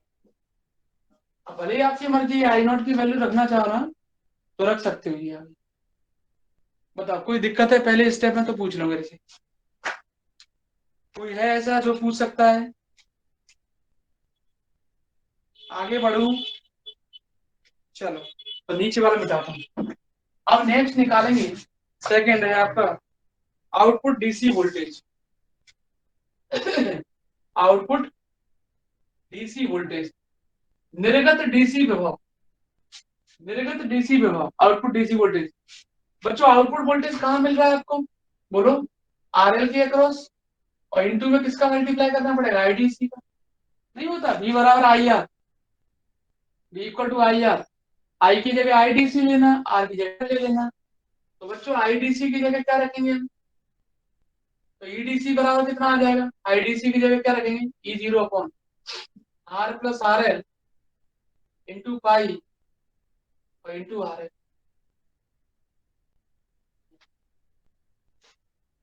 ईडीसी बराबर क्या लिखेंगे, आर एल तो आ ही गया है, आईडीसी ये रहा, रख देना इसमें यार ईडीसी। बताओ कोई दिक्कत है तो पूछ लो, आउटपुट डीसी वोल्टेज, ठीक है, मिटाऊं इसको, थर्ड पे आते हैं। ये 1 सेकंड सर, मिटाना हो सर, 1 सेकंड। अबे बहुत मेहनत कर रहा है देखो, और कोई बच्चा ओके नहीं सर। कर रहा। हाँ, इस बार मुझे लग रहा है साइंस वाले में तुम ही टॉप करने वाले हो थे। बस सर आपकी कृपा होगी सर, जरूर टॉप कर जाएंगे। नहीं, अब तो अब मेहनत करना स्टार्ट कर दिया, अब लग रहा है कि बच्चे सीरियस हो रहे हैं। आउटपुट डीसी पावर, अगला है output DC power, output DC power, हाँ कर दूंगा, रिवीजन भी स्टार्ट कर दूंगा, इस यूनिट के खत्म होने के बाद 100% रिवीजन स्टार्ट कर दूंगा, और ये यूनिट जल्दी, ज्यादा टाइम नहीं लेगी, आप टेंशन मत लो, जल्दी खत्म कर दूंगा, फिर उसके बाद रिवीजन स्टार्ट कर दूंगा सेकंड यूनिट से, ठीक है, और फिर मैं पढ़ा दूंगा 8 से 9, फिर 9 से जब भी आपका 9:30 10 जब जब भी खत्म होगा, बस इस यूनिट रिवीजन को तो सर खत्म कर वैसे दूं। खुद ही करते जाओ तो बेस्ट होगा, रिवीजन तो सर आपने पढ़ा तब दिया तक ही है आप सर। लोग सब बच्चे पढ़ते जाएं, और जो भी डाउट होगा वो भी करते जाएंगे अपन, है ना, कोई कर नहीं।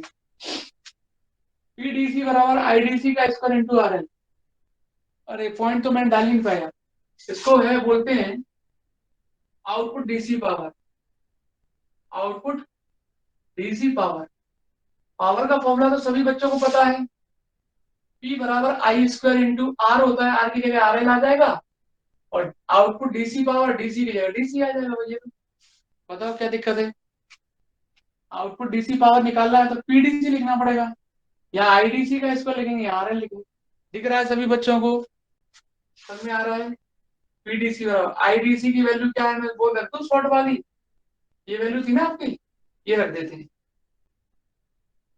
कोई भी वैल्यू रख देना, आईडीसी में निकाल चुका हूं ना कि आई 0.5 इंटू आर एल बोलो, हो गया। फिर उसके बाद है आपका फोर्थ नंबर, इसके बाद नेक्स्ट है आपका फोर्थ नंबर है आपका root mean square value. Short में लिखूंगा RMS वैल्यू ऑफ करंट, धारा का वर्ग माध्य मूल मान। कैसे निकालते हैं बच्चों? रूट मीन स्क्वायर वैल्यू यहां से लिखना स्टार्ट करते हैं।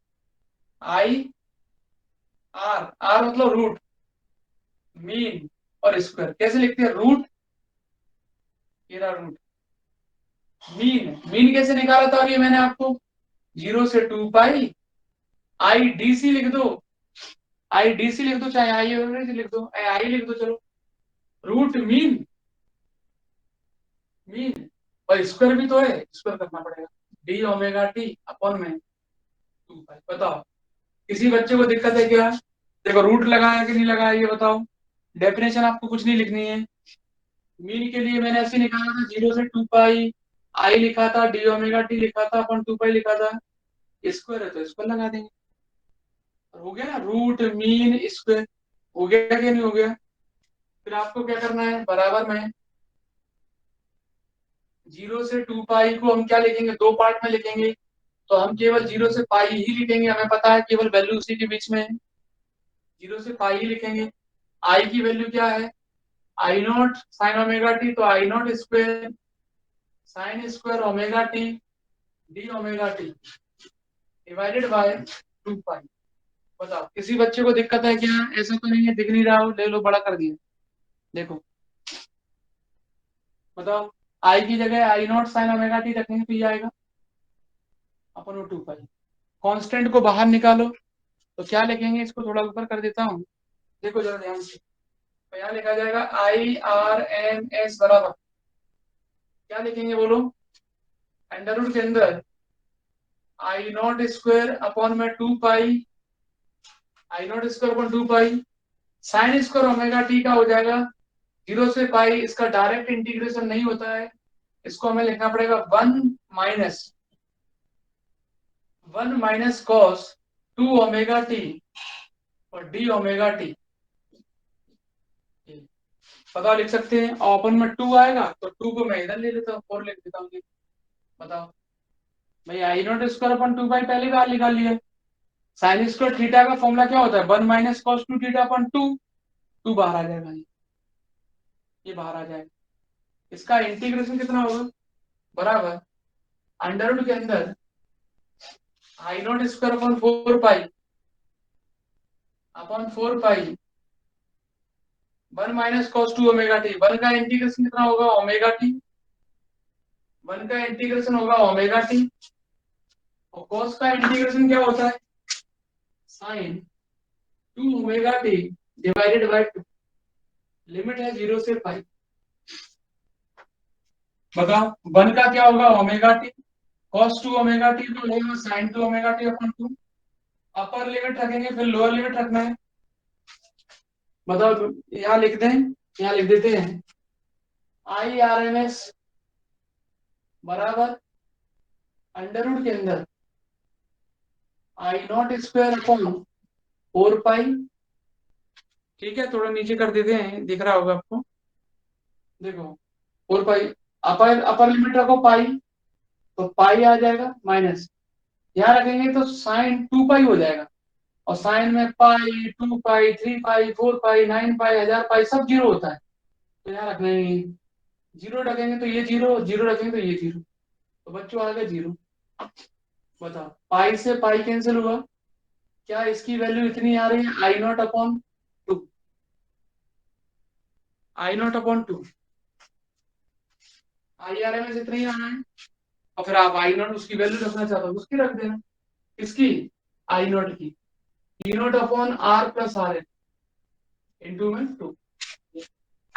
किसी भी स्टेप में दिक्कत है तो आप बेझिझक पूछना, अभी और बचे हैं पॉइंट, लिखते जाओ अभी तो। नेक्स्ट कराते हैं, मतलब अभी तो यही डेरिवेशन, बड़ा डेरिवेशन आता है इसका हाफ वेव रेक्टिफायर का, और पॉइंट लिख के कुछ नहीं आते। लिख के क्या आएगा देखो मैं आपको बताऊंगा अभी। चलो इतना मिटाऊं। अगला, चलो अगला है आपका, और ये सब फॉर्मूले याद कर लेना। अगला वाला कराएंगे ना फुल वेव, तो उसमें भी आपको यही फॉर्मूले लगने वाले हैं, सारे के सारे फुल वेव में भी लगेंगे, A to Z सेम। अगला है आपका इनपुट एसी पावर। आरएमएस निकलने के बाद तुरंत एसी पावर निकलती। Input AC power, input AC power का फॉर्मूला क्या होता है? इनपुट का मतलब होता है निवेशी प्रत्यावर्ती पावर, एसी। एसी पावर निकालेंगे तो आई आरएमएस लेना पड़ेगा आपको। डीसी निकालेंगे तो डीसी लेते हैं, एसी निकालते हैं तो आरएमएस लेते हैं।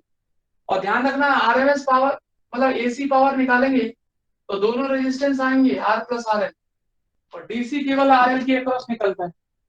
डीसी में आर नहीं होता है, डीसी में केवल आर एल होता है, और एसी में आपका आर प्लस आर एल दोनों आएंगे, आर प्लस आर एल दोनों आ जाएंगे। एसी में दोनों रेजिस्टेंस लेने पड़ेंगे, और वैल्यू जो लेते हैं करंट की वो आरएमएस लेते हैं हमेशा, ध्यान रखेंगे सभी बच्चे। एसी वाला आई आरएमएस की वैल्यू क्या है?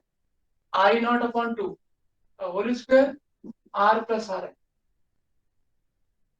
तो यहां से जो भी आंसर आएगा वो लिख सकते हैं, I naught square R plus R L upon में 4। एसी पावर, एसी पावर आ गया। उसके बाद है आपका efficiency of half wave rectifier. Efficiency ये पूछता है, आपसे पूछेगा efficiency, efficiency of half wave rectifier eta. पूछता भी तो क्या है इफिशिएंसी। अब इफिशिएंसी जब पूछेगा तो देखना जरा ध्यान से, फॉर्मूला देखना इफिशिएंसी क्या है। इफिशिएंसी का फॉर्मूला होता है output DC power divided by input AC power.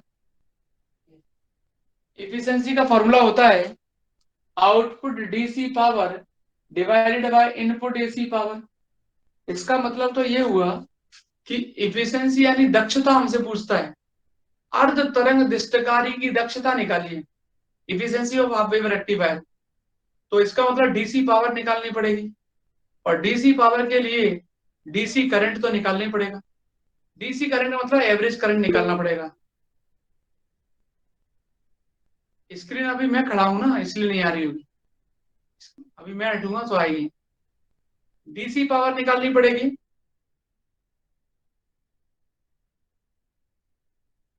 समझ में आते हैं? Input AC power, output DC power divided by input AC power. अब बच्चों आउटपुट डीसी पावर निकालना है तो डीसी करंट निकालना पड़ेगा। डीसी करंट का मतलब होता है, डीसी करंट का मतलब होता है एवरेज करंट। क्या निकालना पड़ेगा? Average current. डीसी का मतलब क्या होता है? Average current. और एसी के लिए, एसी पावर निकालना पड़ेगा, करने के लिए आपको आरएमएस निकालना पड़ेगा। भाई एसी कब निकलेगा? जब आरएमएस निकलेगा। एसी कब निकलेगा? जब आरएमएस निकलेगा। समझ में आ रहा है कि नहीं आ रहा है? बाकी बच्चे दिखाई दे रहा है कि नहीं दे रहा है? ब्लर हो रही है क्या? नहीं सर, क्लियर है, ठीक है सर। तो DC power upon AC power निकालना है। देखो कहने का मतलब ओवरऑल ये हुआ, क्या मैं फालतू टेंशन लूं तो मैं दूं, सब कुछ निकालना पड़ेगा। अगर आपसे एफिशिएंसी पूछता है ना, तो देखो आपको डीसी करंट निकालना पड़ेगा, एसी करंट निकालना पड़ेगा, एसी मतलब आरएमएस करंट निकालना, सब कुछ निकालना पड़ेगा। वो पूछता ही ऐसा ही है, केवल ये वाला पॉइंट पूछे तो आपको सब कुछ निकाल के आना है। ठीक है, तो रखो जरा वैल्यू देखते हैं। आउटपुट डीसी पावर की वैल्यू कितनी है? आउटपुट डीसी पावर की वैल्यू कितनी है? डीसी पावर की वैल्यू निकाली थी I naught upon pi R plus R L. I naught upon pi, I naught upon pi का होल स्क्वायर इनटू में आर है, और इसकी वैल्यू आई नॉट अपॉन 2 का होल स्क्वायर इनटू में आर प्लस आर। एक पॉइंट और बताऊंगा मैं, इसके बाद कभी कभार पूछ लेता हूँ। तो देखते हैं क्या आ गया। एसी पावर ये थी और डीसी पावर ये थी।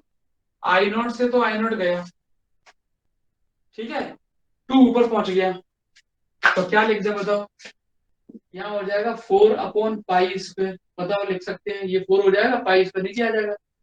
RL ये लिखा हुआ है और बच्चों RL में इसमें से कॉमन निकाल लेना, तो 1 + R/RL आ जाएगा। बताओ आएगा कि नहीं आएगा? RL कॉमन निकालेंगे, 2 ऊपर पहुंच गया भाई, यहां से आ जाएगा ईटा बराबर, ये RL से RL कैंसिल, 4 में इसका डिवाइड लगा तो 0.40 के आसपास आना चाहिए, 0.406 ये आ जाएगा, 406 आ जाएगा। अपॉन में 1 + R/R है, ये आ जाएगा। इफिशियंसी हमेशा परसेंट में मिलती है, तो आप इसमें 100 का मल्टीप्लाई करेंगे तो 40.6 अपॉन 1 + R/R है, ये परसेंट में आ जाएगा इफिशियंसी। बताओ कोई दिक्कत है तो पूछ लो यार। इफिशियंसी का फॉर्मूला यार होता ही है आउटपुट अपन इनपुट। अब आउटपुट में क्या मिल रहा है बताओ, डीसी तो मिल रहा है, इनपुट में क्या दे रहे हो आप, एसी तो दे रहे हो। आउटपुट में आपको डीसी तो मिल रहा है, इनपुट में क्या दे रहे हो, एसी तो दे रहे हो। तो आउटपुट डीसी पावर आप निकाल चुके हो, इनपुट एसी पावर आप निकाल चुके हो, कर देना, इतना आ जाएगा। उसके बाद लास्ट कभी कभार ये भी पूछ लेता है, अगर आपसे कोई पूछे तो, उर्मिका घटक, रिपल फैक्टर, उर्मिका घटक, ये कभी कभार पूछता है, तो इसलिए इसको याद कर लेना, फॉर्मूला याद कर लेना। उर्मिका घटक रिपल फैक्टर, तो रिपल फैक्टर का फॉर्मूला मैं लिख देता हूं, वैसे ज्यादातर एफिशिएंसी तक पूछता है।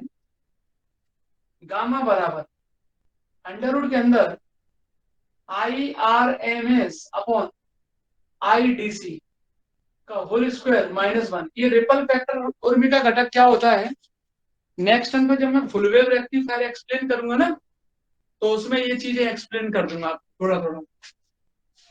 तो यहाँ आप वैल्यू रख देना, IRMS की वैल्यू कितनी निकाली थी बच्चों, IRMS की वैल्यू कितनी निकाली थी, I0/2,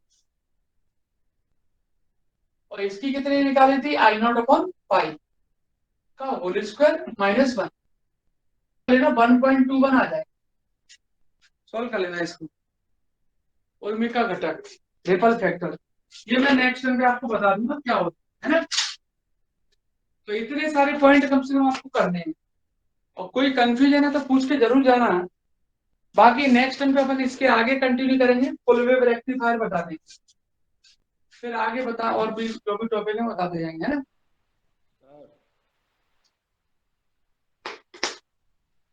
और मेहनत करें सभी बच्चे, एग्जाम आ गए आप लोगों के, है ना।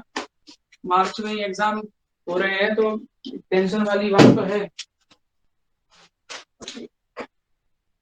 सर हाँ जी, जी बोल रहा हूँ सर, अपनी नोट से वहाँ तो नहीं जाएगा सर पेपर, वैसे जो आपने बनाया नोट सर उसमें अलग से पढ़ने की जरूरत तो नहीं 20 वगैरह सर। देखो मैं आपको लेके आना बस सर, कर देंगे बाकी सब। अच्छा 20 ले आया क्या? नहीं अभी ली नहीं सर, आप आपकी नोट से पढ़ते हैं सर, 20 जरूरत है सर क्या? नहीं नहीं नहीं, 20 उसकी लेना, केवल जो फाउंडेशन सब्जेक्ट है ना उसकी लेना। मैथमेटिक्स वाले जहां भी आप पढ़ते हो उनके भी फंस जाएंगे, फिजिक्स में भी हमारे सारे क्वेश्चन आ जाएंगे, और केमिस्ट्री कंप्यूटर अगर आपके पास है वो भी, मतलब इतना करा देंगे आपको कि उनके पूरे नोट्स फंस जाएंगे। केमिस्ट्री का तो नहीं पढ़ाते ट्यूशन सर, पढ़ाते नहीं है हाँ सर जी, कोई, केमिस्ट्री का कोई ट्यूशन पढ़ाता ही नहीं है सर ग्वालियर में, कहाँ पढ़े? अरे नहीं ऐसा पढ़ाते हैं, क्यों नहीं पढ़ाते हैं? खरे सर ही बड़ा। एचएस तो वहाँ सर, केमिस्ट्री का, हाँ कौन सर, मैंने नहीं पढ़ा सर इस साल केमिस्ट्री सर। पढ़ाते हैं, 2 टीचर पढ़ाते हैं केमिस्ट्री, लेकिन अब तो कोई मतलब ही नहीं है, अब तो हुई, अब तो लास्ट टाइम चल रहा है, अब तो कोई कोचिंग वोचिंग लगाने से मतलब है। अब तो आप एक काम करना, वो ले लेना जो केमिस्ट्री की कुछ आती है परीक्षा, वो टाइप में आती है कुछ, 20 मत लेना, ये परीक्षा वो टाइप की आती है, उसमें लिखे रहते हैं क्वेश्चन, ये इस सन में आया है, ये इस सन में आया है, उससे पढ़ लेना।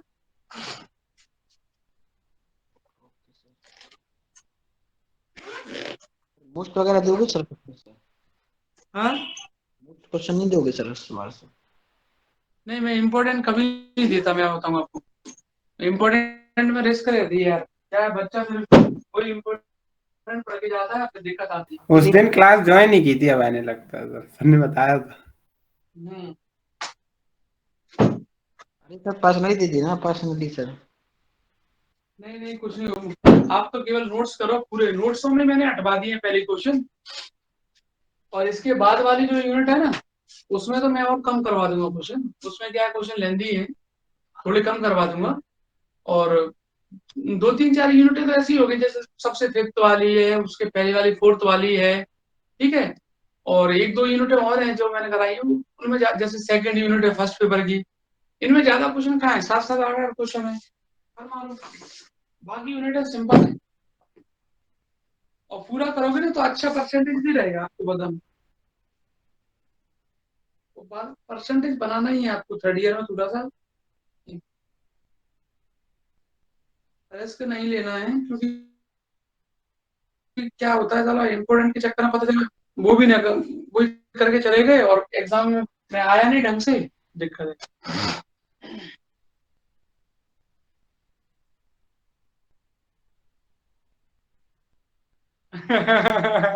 बिल्कुल सही बोल रहे हो, हंसना बोल के सबके सामने।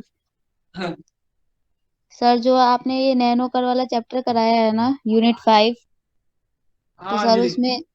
उसमें सर ये आया था क्वेश्चन सी में कि निम्नलिखित गुणों पर नैनो कर के आकार का प्रभाव समझाइए। तो उसमें आया था सर 3 पॉइंट, यांत्रिक गुण जैसे प्रत्यास्थता, नम्यता, कठोरता, ऊष्मीय गुण और पृष्ठ का परमाणु संख्या। सर आपने इसमें से 3 कराया है, बाकी 3 नहीं लिखे हैं क्वेश्चन में।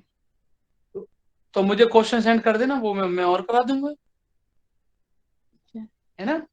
मुझे क्वेश्चन हाँ सेंड सर। कर देना, वो भी मैं करा दूंगा, वो भी करा दूंगा, कोई दिक्कत नहीं है। और क्या, और कोई क्वेश्चन है ऐसा हो जो नहीं कराया हो, वो बता देना नहीं, मुझे। बाकी सब तो सर आ गया था, यही एक अलग था, मतलब मिला नहीं था इसमें।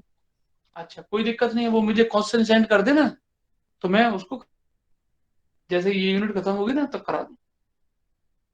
हाँ सर, मैं तो पेपर के लिए कह रही थी सर, पेपर में ऐसे हुआ कि क्वेश्चन आपने ना कराया हो तो। नहीं ऐसा नहीं होगा, अब जो मैंने कराया है ना उसमें से 100% आएगा, 1% भी नहीं था ना, 100%। और सीसी वाली बात तो अगर सीसी में क्या होते हैं, ऐसे ऐसे क्वेश्चन देते हैं जो कभी ना तो कुछ, अब देखोगे ना पुराने पेपर उठा के देखोगे तो आपके पास, आपको जो क्वेश्चन जो मैंने दिया जब आप बता रहे हो उसमें तो मिलेगा ही नहीं आपको, वो तो डायरेक्ट ऐसे पूछता है, राइट प्रॉपर्टीज पूछता है, या ऐसे पूछ लेगा गुण लिखो, है ना, ऐसे कभी नहीं पूछता कि इसके बारे में लिखो। फिर भी, हाँ फिर भी अगर आपको लग रहा है तो मैं करवा दूंगा, ऐसा सर कुछ भी नहीं। Okay sir. हाँ सर वो हाँ बताओ। बीएससी में 70 80 के ऊपर क्यों नहीं बनती है परसेंट सर? उसका कारण यही रहता है कि यार देखो कॉलेज वाले नंबर ही नहीं देते हैं कुछ तो बच्चों को, जैसे मान लो कोई बच्चा 40 नंबर का क्वेश्चन करके मतलब अटेम्प्ट करके आया पूरा, अब उसके पहले ही मन में है कि 35 देने हैं इसको या 30 देने हैं, है ना, तो वो देते ही नहीं है, क्या करोगे, काटते हैं। क्या होता है कुछ बच्चों में कमी रहती है, कुछ टीचरों में भी रहती है, जैसे प्रॉपर डायग्राम ना बनाना बच्चे का, राइटिंग सही ना लिखना, तो वो तो हर चीज देखते हैं ना। और जैसे बच्चे क्या करते हैं, कुछ बीच में मन से लिख दिया, जैसे कुछ लोग बोल राइटिंग ही देते हैं यार, देखनी चाहिए, बाकी सब सही है। हाँ राइटिंग वाइटिंग सिर्फ सब बस तो होना चाहिए, बढ़िया राइटिंग हो, डायग्राम प्रॉपर बना हो, है ना, फिर भी कह सारी चीजें फिर भी मेंशन। कह केआरजी में तो 88 89 तक हमने हमारे स्टूडेंटों ने बनाई है, लेकिन इसमें साइंस में नहीं बनाते, साइंस में 85 मैक्सिमम रहता है बस। सर और कुछ प्रैक्टिकल में कम नंबर मिलते हैं, क्या करें। हाँ बताओ। सर प्रीवियस ईयर के जो क्वेश्चन है वो रिपीट होते होंगे ना इसमें? हाँ आपके पास है क्या क्वेश्चन पेपर? सर अभी तो नहीं है। आपके पास आ जाए तो मुझे भी दे देना, क्योंकि कुछ बच्चे मांग भी रहे थे। तो सर काफी कुछ रिपीट होता है जो प्रीवियस 4 5 ईयर्स में जो आया था। हाँ हाँ हाँ 5 साल के लगा पहले लो। तो ऑनलाइन हुए थे ना सर, मतलब घर से नहीं लेके ऑनलाइन सब। हुए थे, लेकिन पेपर तो आया होगा, क्वेश्चन तो आया होगा। हाँ पेपर तो आया था। अब वो पेपर यार मेरे से बच्चे मांगते भी हैं, लेकिन मेरे पास है ही नहीं। अब वो आता पुराने है बच्चों सर, उसमें तो एक को आध ही क्वेश्चन आता होगा सर प्रीवियस ईयर से, या आधे से ज्यादा आ जाता 5 साल के लगा लो प्रीवियस ईयर के। है। ऐसे पाँच तो साल नोट्स ही नहीं पढ़ते, 5 साल में तो इतने आ जाएंगे। 5 साल की अगर लगा लोगे ना तो 5 साल में से आपके सारे क्वेश्चन फंस जाएंगे, मुश्किल से मान के चलें 10 से 15% क्वेश्चन बाहर जाएंगे, नहीं अरे 85% तो क्वेश्चन आ जाएंगे। इससे अच्छा नोट्स ही लगा लो, इतनी ज्यादा कहाँ है नोट्स, 5 साल में कितने क्वेश्चन हो जाएंगे सर। अब देखो अरे 50 5 साल में आपके हो जाएंगे 10 10 20 100 150 क्वेश्चन हो जाएंगे, 100 सवा 100 क्वेश्चन 100 सवा तो थोड़ी ज्यादा थोड़ी ना सर, कर सकते हैं बच्चे। आराम से कर सकते हो। नोट्स में भी कहाँ रहते हैं सर, 100 150 कर सकता है तो सर 200 भी कर सकता है, कोई दिक्कत। हाँ अब देखो वो तो बच्चे के ऊपर डिपेंड करता है। अब अगर पुराने पेपर मिलते कहाँ है, एक तो मिल ही नहीं रहे हैं आपको बताएं। चलो कोई शांत जुगाड़ कर लो सर। तुम लोग, जुगाड़ कर लो तो अच्छी बात है, कहीं से मिल सर जाए तो। इसकी बुक भी आती होगी जो प्रीवियस ईयर के क्वेश्चंस होते हैं। नहीं बुक नहीं आती उसकी उसकी मतलब जो क्वेश्चन है ना प्रीवियस ईयर के, ऐसी कोई बुक नहीं आती है, ना ही ऐसा कोई सॉल्व अनसॉल्व ऐसा कुछ नहीं आता है जिसमें ये दिया हो कि ये 5 साल तक के पेपर हैं आपके। आपको मिली क्या है, क्यों क्या नाम है आपका, शिवानी, क्या शिवानी नाम है ना? नहीं सर, निशा ना। क्या? निशा, हाँ निशा।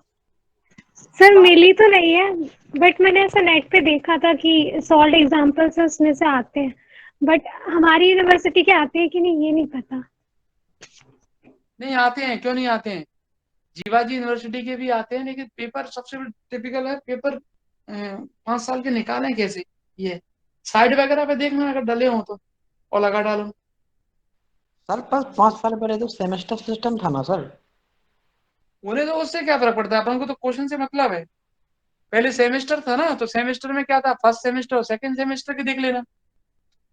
भाई ये जो दो दो बुकें ईयर में चल रही हैं वो पहले सेमेस्टर में चलती थी। 5वें सेमेस्टर में पहली बुक चलती थी, 6वें सेमेस्टर में दूसरी बुक चलती थी, ऐसे है।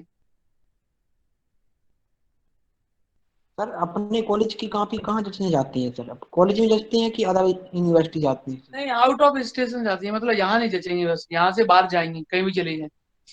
पीआरजी की वहाँ जाती है सर? कि यार जी ऑटोनोमस है, उसकी तो कॉलेज में चेक हो जाती है, लेकिन बाहर का टीचर आता है चेक करने। खुद नहीं होती है सर चेक? टीचर बाहर का आता है यार जी में, और टीचर के पास केवल एक ही पेन रहता है, रेड पेन, और वो भी एग्जाम डिपार्टमेंट में जब घुसता है तो कुछ लेके नहीं जाएगा, और जब बाहर निकलेगा तब भी कुछ नहीं होगा उसके पास। और कॉपी चेक करेगा, अब वो क्या जाने कौन लड़की क्या लगे, उसके तो कोई टच में रहता नहीं है, कॉपी चेक करेगा निकल जाएगा। तो बहुत टफ काम होता है सर, मतलब कोई कोई भी सोच नहीं है किसी भी चीज का? नहीं नहीं नहीं, कोई सोर्स नहीं रहता है इसमें, कोई सोर्स वोर्स नहीं लगता है, और अभी भी सर बीएससी में अभी भी जुगाड़ ही सोच रहा है, वो जुगाड़ पाता है, पढ़ने का नहीं सोच रहा। अभी अब तो एक ही सोर्स लग सकता है, भगवान से प्रार्थना करो कि कोरोना आ जाए 10 8 दिन में, 1 2 महीने के लिए आ जाए। अब नहीं आएगा, अब तो सर चला गया, अभी बाद में ही आएगा, अब अब तो नहीं कम ही आएगा होता बिना है। जब तक नहीं वो आ भी गया तो जीवाजी वालों ने ठान लिया है कि हम तो पेपर कराएंगे ही कराएंगे, भले ही चाहे पानी की जगह आग बरसेगी ना तो भी करवाएंगे। उन्होंने जो कह दिया है वो भी पीछे पड़ेगा।